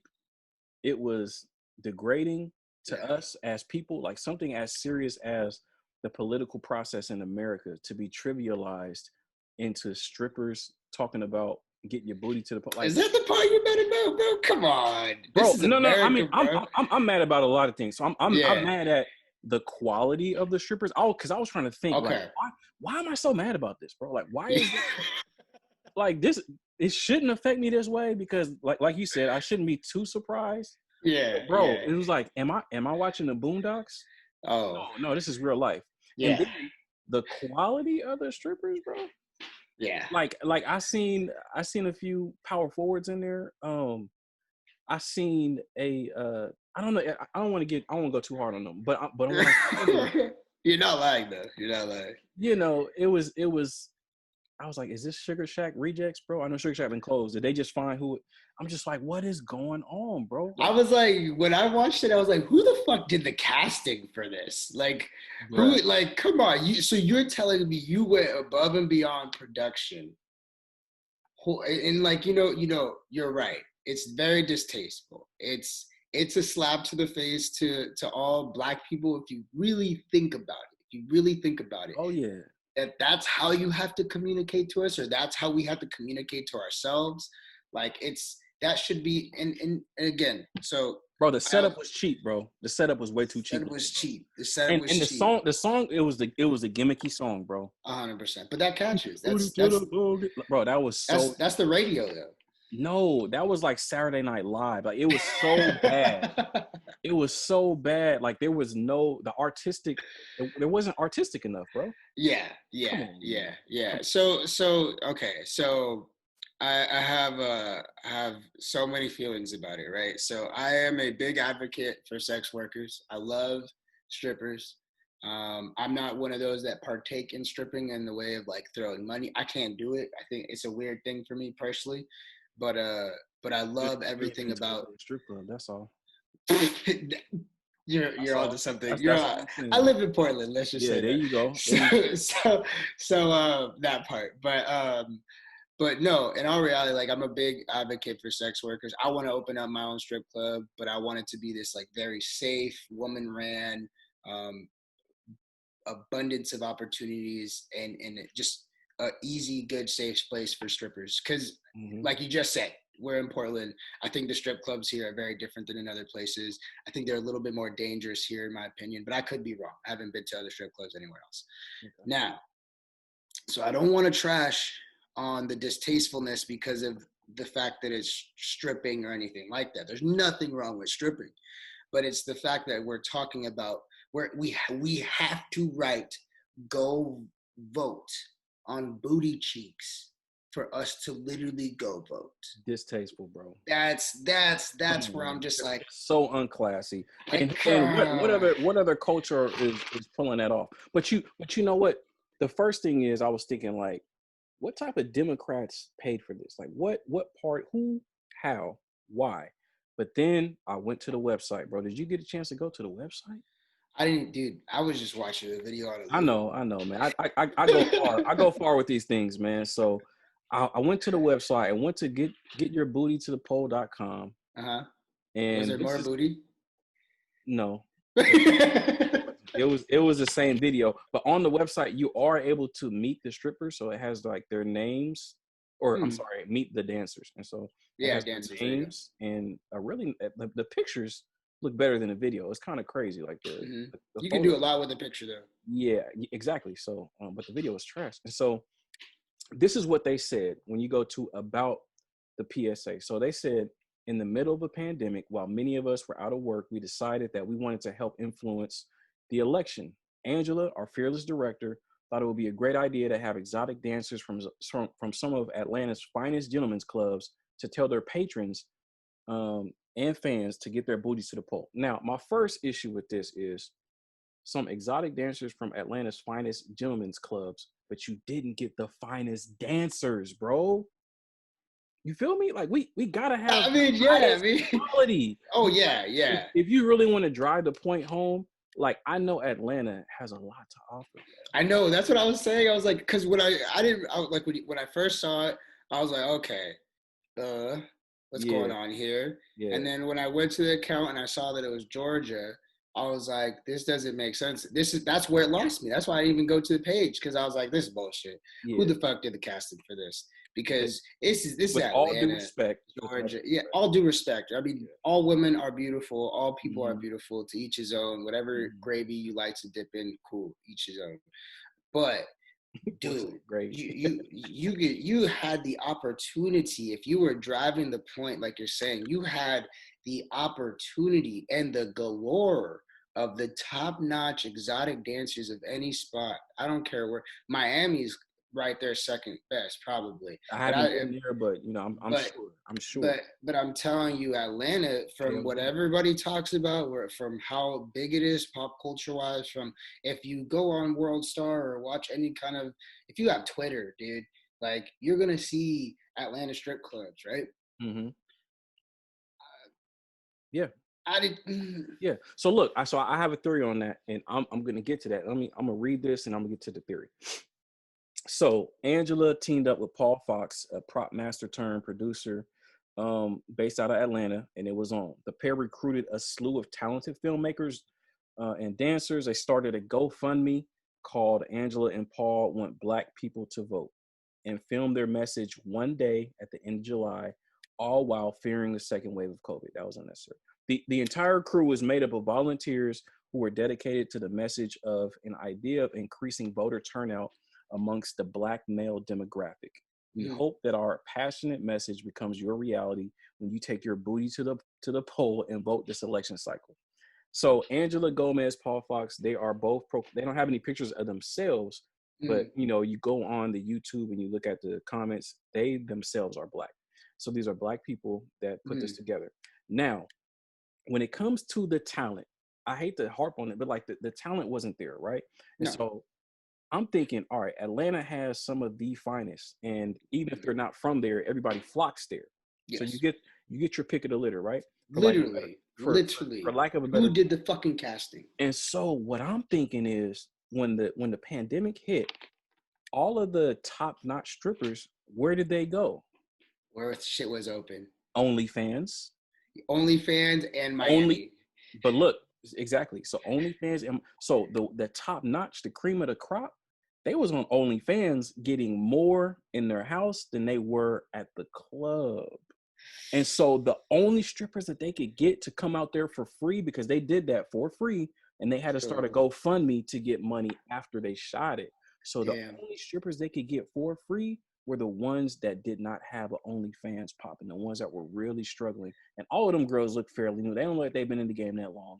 They outfits wasn't that. Some of them look like they've been in the game too long. Oh, I'm sorry. The power forward looked like she had been in the game for a minute. But she might have just started. She might have caught the wave late. But like whatever she was doing, whatever they was doing, what I'm saying, their stuff wasn't as popping. They wasn't on OnlyFans getting $10,000 a month. And so because of that, they're like, man, I'll take anything right now. You want me to do something for free?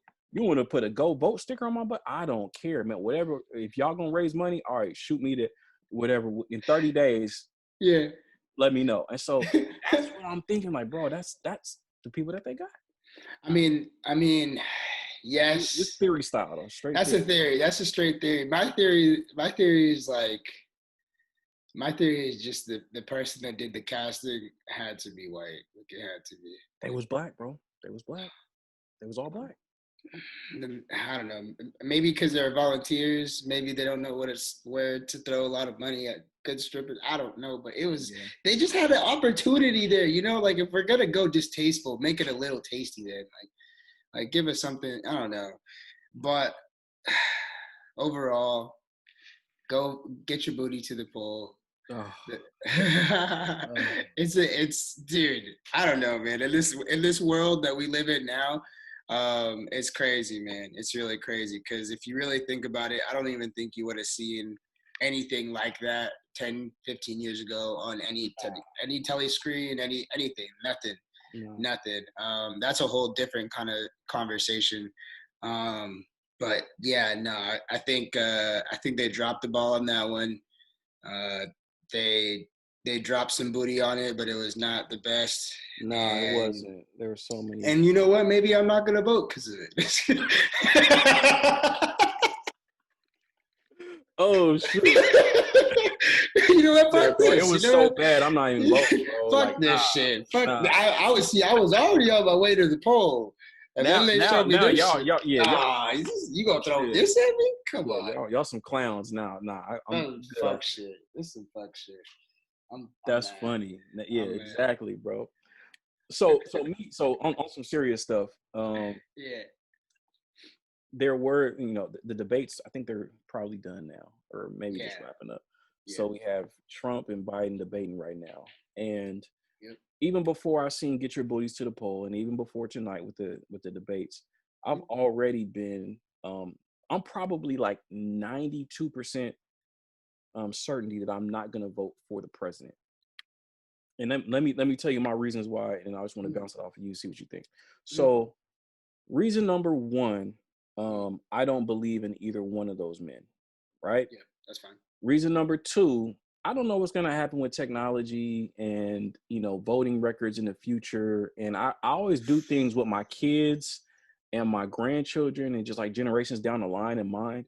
And so I'm thinking, if voting records ever get out and my kids see that I voted for either one of them people that I don't believe in, I don't want them to think, oh man, granddaddy, whatever, great grandpa, man, he was kind of, yeah, exactly. So I don't want to go out like that. I'm not going outside that way. Right?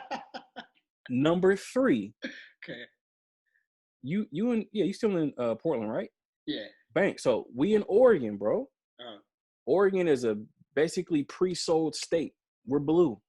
I would be careful on that. I'd be very careful on that, because if you go back to the last election, we were maybe like 8% difference, like really? 8, 10, it was close? 8. It was pretty damn close. I mean, I could be capping, but when I was watching it, I was like, oh, dude, is Oregon about to go the other way? Because I know, and this is why the way that votings and all that type of, it's like I just saw who was covering, I think it was Michigan. I watched something from Vice News. They were talking about the oil miners and the steel people up in Michigan, and how Michigan has always been a predominantly blue state. But if you look at the voting chart, it's because it's like they have Minneapolis and a couple other relatively medium-sized rural counties that vote blue. Vote blue, but the rest is predominantly red. That is the same thing here. And so now that's a fact. That's true. Yeah. So that's why I'm saying, like, it's like, yeah, Portland Oregon is always been Democratic, and it's going to go to the blue party most likely, especially now that we're going to have hopefully, knock on wood, a bunch of youth vote. Dude, it's just be careful, because like there's a lot of red in this state. This is a white only state. That's how it started. So yeah, I don't. That's just important to bring up, because I don't want people to think, just because it's a giveaway, dude, that shit was close last time. Nah, you right, bro. You right. Shit was mad close. Yeah, look here. I just pulled something up. I don't know if you can see this. Yeah, that's what we look like. Exactly. So of course the northwest corner, Multnomah County, and all that. And I promise you, with all those fires that we just had, a lot of those that are shaded pink and all that, that's about to be bright red. That's about to be bright red, bro. Yeah. That's about to be bright red. So that's why I'm saying, dude, don't even be surprised if all of a sudden Oregon is a red state this time around. Yeah, I mean, in all intents and purposes, like Oregon is a red state except for Portland. Exactly. in Eugene, University of Oregon, all that, and like kind of Salem. Yeah. Yeah, exactly. So no, so you're right about that. Basically, the I-5. There you go. Exactly. Yeah. So, but also, the way that I see it, like, regardless of who's in office, I don't really think it's going to affect our lives too greatly. Oh, yeah. So because I don't believe in either one of those guys, I don't mind sitting this one out. Of course, I just voted locally. Of course. Okay. You gotta vote locally. Yeah. Okay, that's fine. All right. I was about to say, like, all right, bro. Yeah, like, no, as you long gotta as do that, because that affects you. Like, I know we know these people. Yes. I know most of these people. So it's like, yeah, I'm a vote for the people that I know, or the people that I know that guy. So whatever the case may be. But I'll throw it your way, bro. How do you feel about the presidential election? And you kind of already said it, but Yeah. Okay. So honestly, fuck both of them. Yeah. There's so many levels to it. I think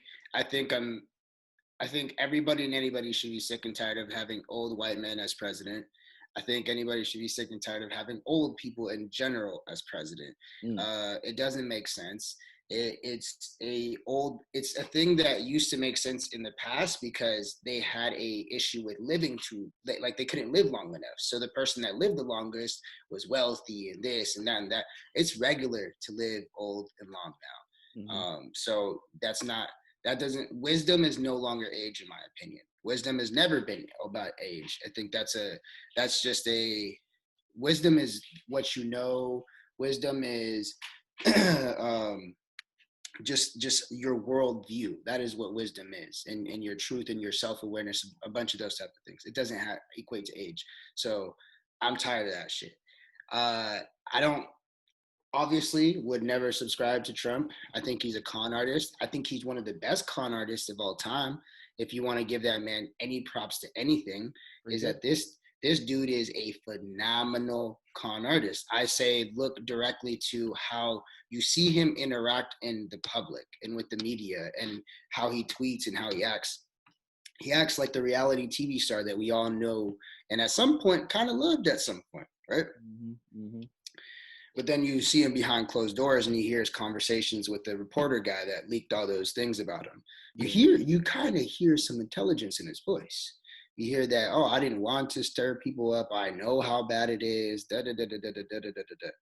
This fool is just really, really, people want to say Trump is dumb. I don't think he's the smartest person. I think he just knows how to finesse. I think he's a hustler. And I think he is a very, very good liar. I think a lot of his businesses have been and always been underwater.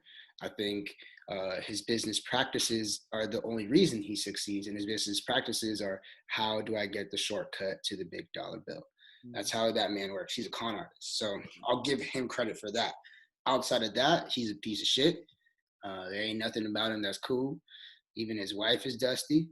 His kids are dusty. His mama's dusty. His daddy's dusty. I don't give a fuck. That whole line is dusty. Fuck them all. They can all choke and die. I don't give a fuck, honestly. So that bullshit. Now Biden, he's a politician.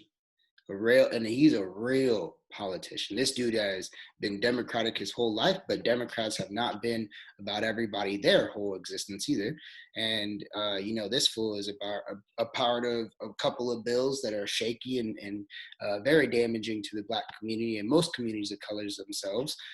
I don't give a fuck that he was the vice president for Obama, because Obama was Obama too. I wasn't a huge fan of Obama either, because I haven't had a president in my lifetime.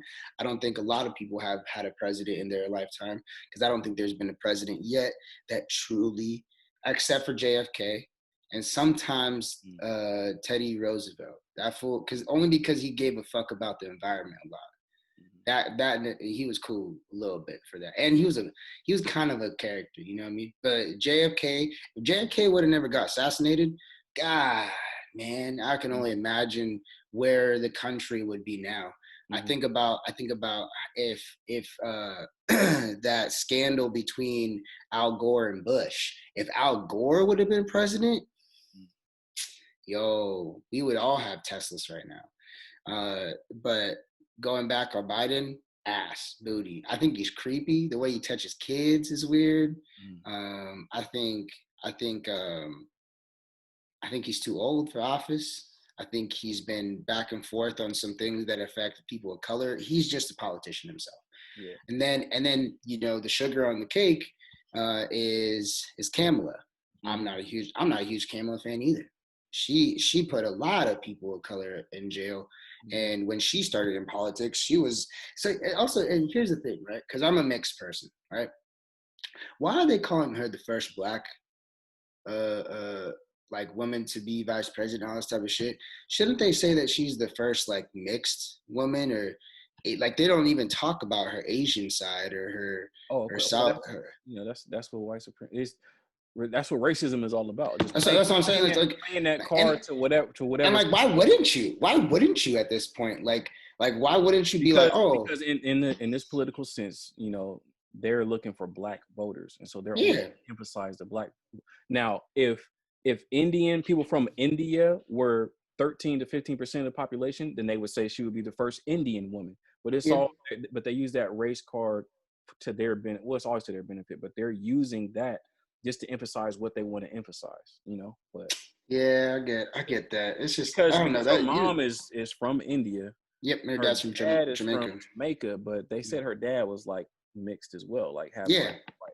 And so she's really a quarter, you know, whatever that means. I mean, she's technically. I mean, if you want to do, she's more Indian than she is African. Yeah, and she's as European as she is African, so it's all the same. And she's even less black than Obama was. Exactly. It's like all right, so let's just throw a little bit in there. And it's also the same thing when you said with, like, why don't they say mixed? They never said mixed about Obama. They always said black. As if exactly. So yes, that's the shit. That's like, so to me, it's like, yeah, fuck her too. You know, honestly, I think the biggest problem with America is that we have a two-party system. It's a joke. It's how they continue this perpetrating cycle of bullshit. Mm-hmm. But it's unarguable that I would rather at this point the person I wanted to vote for was Bernie. Like and I say that because I just went on this whole thing about having old white men and that type of shit. The only thing I fuck with Bernie is that like Bernie ball, he going on 127, ain't he? Yeah, that dude's really, he's something. He's gangster though, you know. He's been about. I just like people that are about what they say, and Bernie's always been about what he says. He cares about he really actually genuinely cares about the American people, which is you and I and all the people that deal with that are below the 1% or below the economical threshold.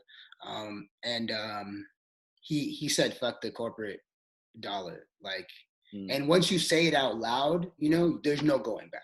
Yeah. You can't be like, fuck corporations, fuck all these dudes, fuck that kind of rich people money, and then all of a sudden you're getting hella rich people money. You could get good rich people money, but if you touch into that GM, if you touch into that Nike account, because Nike be funding Trump too, you know, like all these big accounts, like, then you discredit yourself, and now you're their puppet too. But Bernie was the person that I would have loved to see. I would have loved to see Bernie and Stacey Abrams mixed together. I think that would have been spicy, but we're not there. So I'm going to vote for Biden. I hope he becomes president because I think he will be the buffer to what is inevitable, which is change. I do not believe that the next president after these two clowns will be another shitty president. I think the next president. Kanye is in 2024. He's gonna make America what it was supposed to be, my brother. Hey, let me tell you. If he builds those cities, right? If he figures out this whole architecture thing and this bringing all this different academics and all that stuff, dude. You know, I wouldn't be surprised. You know, 2020 has taught me that anything is possible. Trump has taught me anybody can be president, and you can say whatever you want as long as you have money and the majority behind your back. Like, that's all that matters. And you know what Kanye can do? He can finesse just about anybody to get them. Like, this dude, I love Kanye, right? And I love Kanye because in the reality that we live in the society that we live in, right? Like I said, red is red, blue is blue, all this type of shit, right? This man should have been canceled so many times. He says the dumbest shit. He says the smartest shit all together in one sentence. He is literally going through some mental health issues. Still probably might end up becoming on the board of Adidas, might be on the board of Gap. He's fighting the label companies. He's out here doing a bunch. He's always been doing these kind of things, right? But he doesn't die. He doesn't die. Nobody can kill Kanye. There's nobody can. You want to know why? Because niggas that wear MAGA hats like Kanye and niggas that got straps like Kanye. Like, that's why when he put on the MAGA hat for the first time, I was like, I hope he's doing what Kanye always does. Like, I hope he doesn't really like Trump, and I hope he doesn't really, yada, yada, yada. And I'm also like, whatever, if you're Republican or Democrat, I really don't care. Like, honestly, I really don't care. Because if you believe wholeheartedly in the two-party system, then I think you're just done. Like, yeah, you're gone. I can't even. Yeah, exactly. I don't care. So what line, blue or red, I don't give a fuck, man. Neither of those two are my even like favorite colors, so it doesn't even matter. Like, my favorite color is black, So to me, it's like, when you put on that hat, I was like, oh, dude, this nigga's up to something, because now all these kids from Calabasas are gonna buy his Yeezy shoes, and his capital's gonna go up. Now he's a $3 billion man. He has acreage. He's gonna build a community. He has clout. His wife has a line already to the White House. Like, he's kind of setting himself up, you go around white folks enough, they get comfortable with you. So maybe they might get comfortable with Kanye. Oh, they are comfortable. He's friends with all of them, Exactly. So it's like, but the only thing too, that at the end of the day, like, he won't become president because of the serious mental health issues that he has. What serious mental health issues? Hold on, man. Dude, I mean, how is Kanye any different from anybody else that's running for him? You know what I mean? That part, you're not capping there. You're not capping. Maybe I want to see a Kanye America. I would love to, because then we all get to wear Gap and Yeezys. We're all wearing neutral colors. He'll probably get rid of the red and blue and make it like tan and brown. I don't care who Kanye. I don't care who's on the Gap. I'm not wearing Gap clothes. So me personally, it's not happening. It's not happening. It's not cut for me. I have a very African American body, and those clothes don't fit me. Okay, so, they're square. Yeah, nah. But yeah, my thighs are too thick for them jeans, bro. That part. Pause. No, but yeah, honestly, like, fuck, I'm gonna vote because I'm gonna vote local, and everybody should vote local. Everybody, and that's so. There's one thing to that. Take your booty to the poll, right? Okay. Content subpar, but the message very great. They do a wonderful job of giving examples of what every role is in local governments and how it affects predominantly the Black community. I wish they did it in a better tasteful way, or with better dancers, but nonetheless, the message was great. Everybody should know the roles of local governments. It should be taught in our schools. It should be just taught in general, and people should know it. And then people should know who the fuck's running for their local governments. Does this person give a fuck about me? Does this person give a fuck about getting rid of bail, like cash bail and all those kind of things? Do they give a fuck about the environment? Do they give a fuck about police reform or defunding the police or whatever you care about? Do they give a fuck about it? And then vote for that person. And so here's the thing too, with the two-party system, there's probably some Republicans that you can vote for, but you just don't even take the time to sit there and get to know them or get to know what they're about. I wouldn't vote for most Republicans, but I have come across some Republicans where I'm just like, you're onto something here. Mm-hmm. You're saying something. I just won't vote for you because I'm concerned about the people that you associate with. Mm-hmm. But if you would have took it a step further and showed me that you don't associate with those people, then we would have probably had a different conversation. But at least get to know everybody that's running. That's a fact. But I'm voting for Biden just to be able to say I was on the right side of history. That's it. And I only say that because if you vote for Trump, I don't think you're a racist. I think you subscribe to that potential perspective, intentionally or unintentionally. But I do believe that if you vote for Trump, that you do not care about the long-term growth of America. You only care about the short term. You're thinking about the economical jump next year. You're thinking about, can I get this vaccine so my business can open right away? You're thinking about how can I cut taxes so I don't have to, so I can make up for the debt that I just put up? How about you think about a government that alleviates debt? Because we shouldn't have as much debt as we have towards education. We shouldn't have as much debt as we have with credit cards, because there should be a limit to the percentages that a credit card can have. There should be a lot of policies and things in place that can help and ensure that we get out of debt and don't accrue so much debt. There should be policies that really care about the environment, because anybody that doesn't believe in, and this is my thing too, y'all niggas made the science. Y'all white people made the science, and now you don't want to believe your own science? Like in America, we use inches and stuff like that. Everybody else uses a different metric system. You made your own metric system, and now y'all niggas don't want to believe in it? Mm-hmm. Like, I'm confused, you know what I mean? So like, you know, vote for people that actually want to do educated, ethical, and moral decisions on a daily basis. But Trump is not going to do that. And if you vote for Trump, then I'm sorry. You're on the wrong side of history. But in all honesty, you're on what has always been America's history, which is on the wrong side. Mm. Yeah. Except for when they fought against like niggas like Hitler. Like, then we were on the right side for that. Right. I'll say that. But the majority, everything else, yeah, y'all were on the wrong side. Y'all did it wrong. America did it wrong. Right, man. No doubt, man. We'll always wrap up my episodes with the Fab Five, man. 5 questions that I ask everybody. You ready? Yep.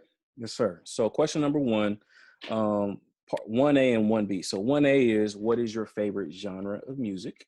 Mm-hmm. It's rap. Just rap and hip hop. So what artist or album made you fall in love with hip hop? That made me fall in love with hip hop? Yes, sir. All right. So like I said, I grew up with Latinos, so I'm Mexican and Haitian, right? Mm-hmm. I grew up with Hispanic people. My first introduction to, this is gonna be crazy, right? My first introduction to like a real Black artist was Tyrese. I know, dog. What? Hate me. Say something to my face, but Tyrese was hard, dog. Okay?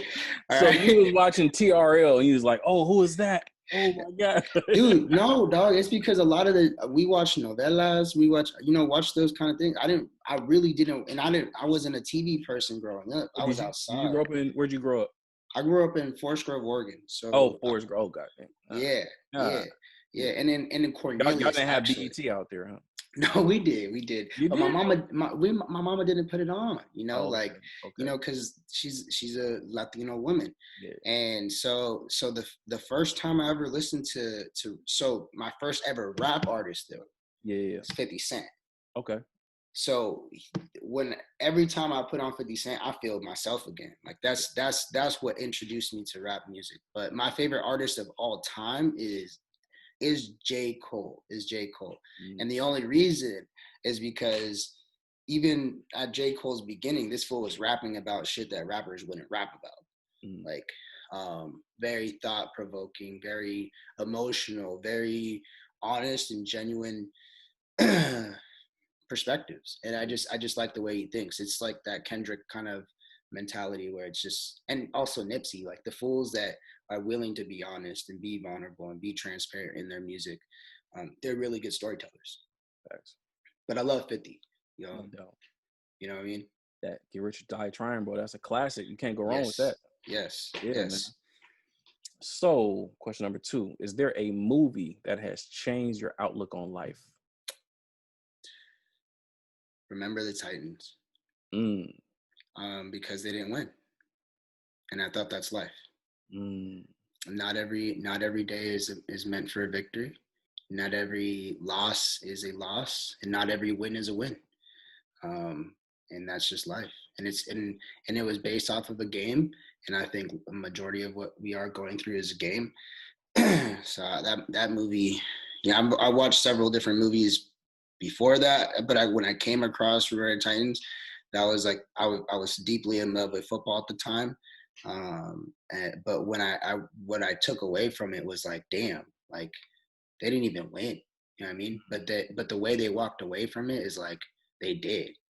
And that's when I was like, oh shit, dude, that's the cool part of sports. That's the cool part of a football game. That's the cool part of life, is that you're just not gonna win every time, but that doesn't mean you have to fucking walk around with your head down. You know what I mean? That's heavy, man. And that's one of the things I don't like about movies is like they're typically, you know, of course, predictable because they know what sells or whatever, but you always know that somebody's gonna win the contest or win the game or whatever the case might be. But yeah, when it doesn't go that way, it's rare. So I love that shit. I love that shit. Yeah, man. When you feel overwhelmed, how do you de-stress? So I'll give you A and B to that. A is weed. I don't think it's the right answer all the time though. Because if you don't have the right strain, if you're not in the right mentality, or if you become a chronic smoker, it's just not gonna sit well all the time. B, the best way to handle it is just to sit down and meditate. So the best way I like to meditate is I lay down flat on the ground. I remind myself that I try to envision as if like, you know, when you open up Google Maps and like you click the plus button and it goes closer and closer to the point that you're looking at. That's how I try to envision myself. Like I try to, like, I'm in the earth. There is the sky. There is this. There is this. There is this. Now I'm on the floor and I am here. This is where I am. I exist here. And I just repeat positive affirmations of myself. And then I take a moment of silence and I just try to simmer down my mind. That's crazy, bro. So I'm pretty similar to you. Definitely, I love, you know, flat on my back is the best. To be perfectly, like, I can't be uncomfortable. You know what I mean? You got to be in a good posture. But I do positive affirmations as well. But I do the opposite. I do the reverse, bro. So I start from like, I feel a sensation like in like a tingling in my head or whatever, because I got this music that really calms me down. So I can feel the tingling go all the way down, and I feel it, and I focus on all my body and goes from top to bottom. And then I see myself like outside of my body, and I just go higher and higher. And then I go, all right, bird's eye view, star view, moon view, galaxy view. Like I go backwards, bro. That's funny. That's funny that you say that. Yeah. I think the reason I do it the opposite for me personally is because when I feel overwhelmed or I feel anxious or yada yada yada, it's because I have developed a scenario in my own mind. I have my mind, like I said, I'm a futuristic thinker. So I'm all the way over here, bro. He's already out there. I have to bring myself back. So you're trying to go to the stars, dude. I live in the fucking stars. I wish I was down with everybody else, but I'm not. That's dope. Do you listen to any type of music in particular, or you just? Dude, honestly, just hella R&B. While you're meditating? Not when I meditate. When I meditate, I try absolute silence because because I'll catch stuff. I'll catch a rhythm, I'll catch a beat, I'll catch a lyric, I'll catch something, and then I'll start thinking again. I have to put myself in a position where the only thing I can focus is my breath and my process back to myself. Because if anything comes in between that, then I have to start over.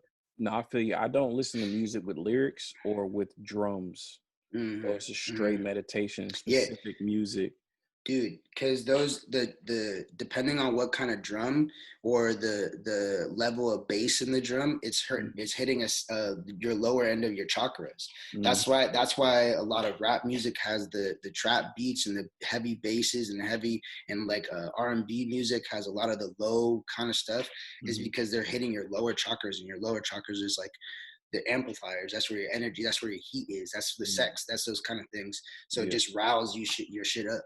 Yeah, bro. So I don't listen like regular music. It's definitely, so I don't know if you ever heard of there's this 10-hour version. It's on YouTube, or you could buy it, or you can, I don't know if you can stream the 10-hour version, but there's it's called Weightless. It's by the artist is Marconi Union.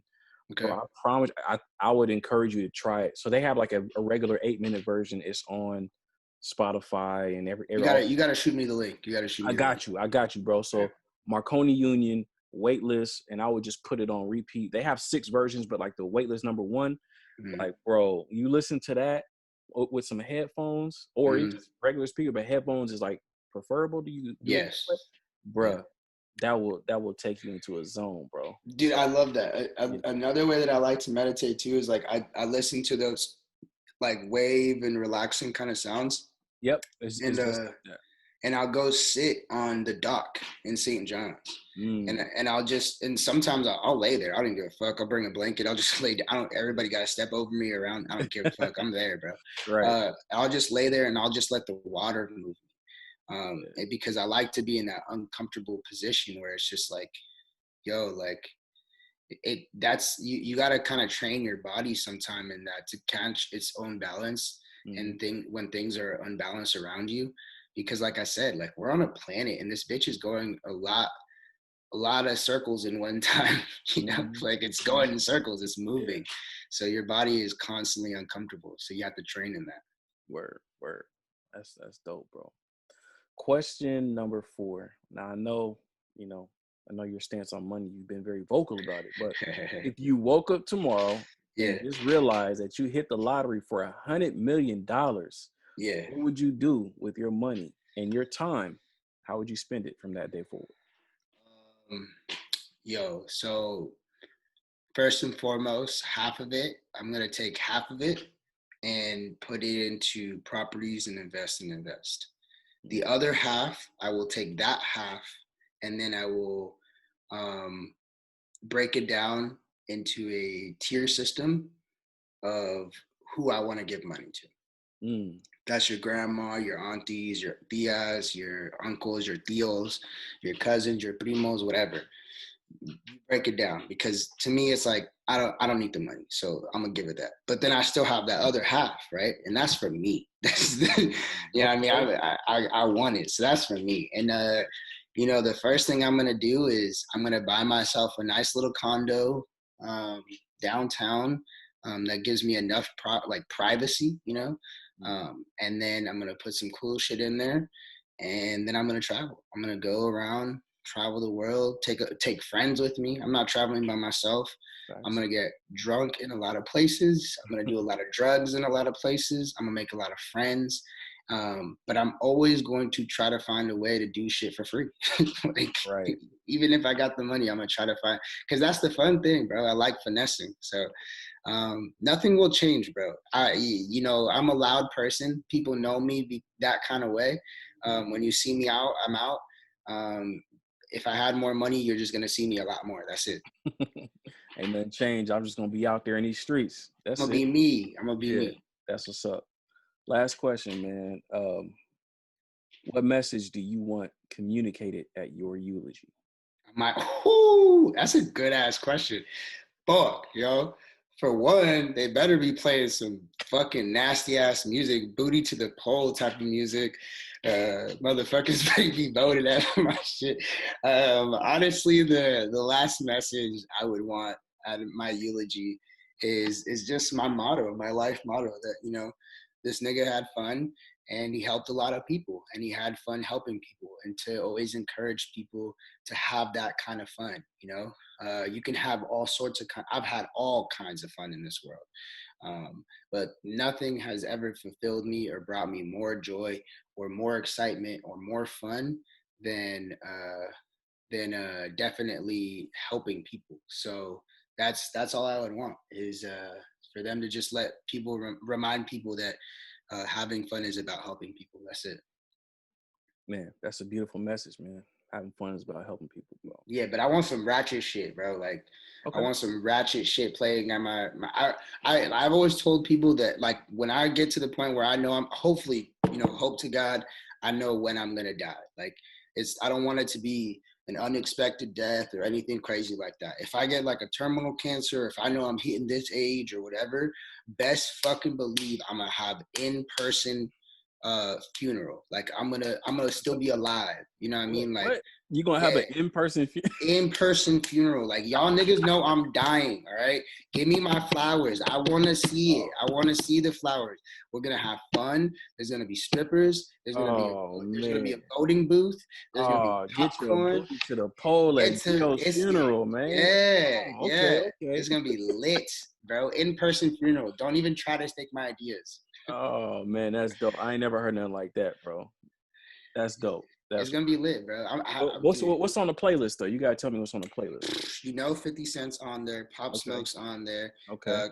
Old Kanye's on there. The old Kanye, not the Jesus. Are we going back that far? Or are we going farther? We're going all the way back. Okay. Definitely some Nas. Not J. Cole. I mean, some J. Cole, like Get High, J. Cole, like that song, and a couple J. Cole songs that are like really amped, but not all the time because it's like he's not gonna set the vibe. But then after that, bro, my playlist, it's not gonna be me. I have a bunch of DJ friends, Jerry Bandito, DJ Fat Boy, D-Lo, Chris Dub Life, all these fools. Like I want literally DJs to take turns at my funeral, my party, or whatever. Lit, bro. It's about to. We're gonna have Modelo. It's gonna be Modelo time. It's gonna be. We're gonna have hella fucking weed, like shit that I can't say on this. Like it's gonna be a fucking party, bro. I might die at my funeral. All right, bro. I only got a few days left. But, you know what? Fuck it. Let's just go end it tonight. Yeah. Oh man, going on a high note, huh? Oh yeah, very high. Yeah. Yeah. No doubt. Well, Gio, bro, I appreciate you, man. This has been a great conversation, bro. This is likewise, man. When I bring my show back, I'm gonna bring you on. Oh man, I'm with it, bro. Please believe it. So, man, really quickly tell folks how they can get a hold of you. Let them know where you at on the socials. Yeah, so if you want to follow my personal page, that's Gio_T, GIO_T. I'll be straight up. I don't post a lot, but you'll see a lot of me. I'm loud on there. I spread a lot of good information. And when I do jump on, it's some real shit. And then you can follow the podcast at Real Talk with Gio. I'm in the process of moving, but since I have this bunch of more free-minded space and soul space with this TED Talk being done, I'm actually going to start putting energy back into the show and really get it back running. So just tune in there and get ready for some dope content and a lot of great guests and a lot of honesty, a lot of transparency, and a lot of vulnerability. And then also, if you ever see me in person, if you want to meet me in person, if you want to catch a beer, smoke a joint, whatever, I'm an open book. Reach out. I love helping people. I love talking to people, and I love getting to know people. So I'm your friend. I love you people. I love everything about you, and I hope you do the same for me. So just get to know me. That's what's up, bro. And really, if you can't speak anything on it, what's popping off with this TED Talk, man? Salute for even getting that, bro. That's major, bro. I appreciate that. It's something I manifested from the moment I saw my first TED Talk. I was like, this is the shit I want to do. So literally everything that my TED Talk is about is a human being, which is myself, just being a living example of what honesty and transparency and vulnerability can be in one moment. So I try to be honest throughout my speech around myself, around why I learned these things and why I practice them. I'm very transparent in the body and the image that I display and just being present in that moment. And I'm vulnerable with the stories that I share, stories that are very very important to me, stories that are deep to me, stories that still hurt me and that I'm okay with talking about. And that I hope that it resonates for folks and they can feel and take the challenge, which is to be more honest and transparent and vulnerable in their lives. Dope. That's dope. And when is that happening, bro? Is that gonna be October 23rd or no? Oh, pause. October 22nd. You go follow TEDx PSU or TEDx Portland State. That's what it's through. You can also find that information on my account. You can pre-order your tickets. I don't know if it costs money. I hope it doesn't, because that would be kind of lame. But if it does, I think it will, because they be charging, bro. Hey, you know what? I was trying to go to the last one in Portland, and I was. Oh my God! I was just like, I don't really got it right now. Yeah. They ask a lot of money for those big ones, but these little ones, honestly, and it's worth giving the dollar, because I'll say this. Really big shout out to the people that put it on. It took a lot of fucking energy and effort for them to do it with all the shit that's going on right now, with trying to find a special way and a new way to do it. So kudos to them. I'm not the only speaker. There's a bunch of other speakers that talk and touch on a lot of great things and a lot of great topics. But I'm also the best, so you should go listen to me. Let's so. go. Let's go. That's what it's about. Yeah, October 22nd. Go check out their page. Check out my page. I'm gonna be talking about it all month, and then I'll be talking about it on my show. So. And of course, if you following me, I'm gonna repost it and share. Oh, you already know it. You know it's love. Got you. It's nothing, man. So once again, I appreciate you, bro. You have a good rest of your night. Take it easy out here, man. You know what I mean? Watch out for these Proud Boys on the loose. You know, they fuck out them. Try me. Hey, I'll tell you something, bro. I am sweet. I'm a sweet guy. I'm a nice guy. You hear me on this shit? Word. I'm a real one, dude, and I ride with some real ones. Don't touch me. Don't fuck with me. I got a little something in the house. So if they trying to come up my way, bro, you know, it's gonna be some fireworks popping off for real, bro. No doubt. Once again, it's the Sox and Sandals podcast, where society, culture, history, and religion collide, and we unapologetically discuss our worldviews. Holla at y'all next time. Grace and peace. All right, bro. That's it, man. That was dope. Hey.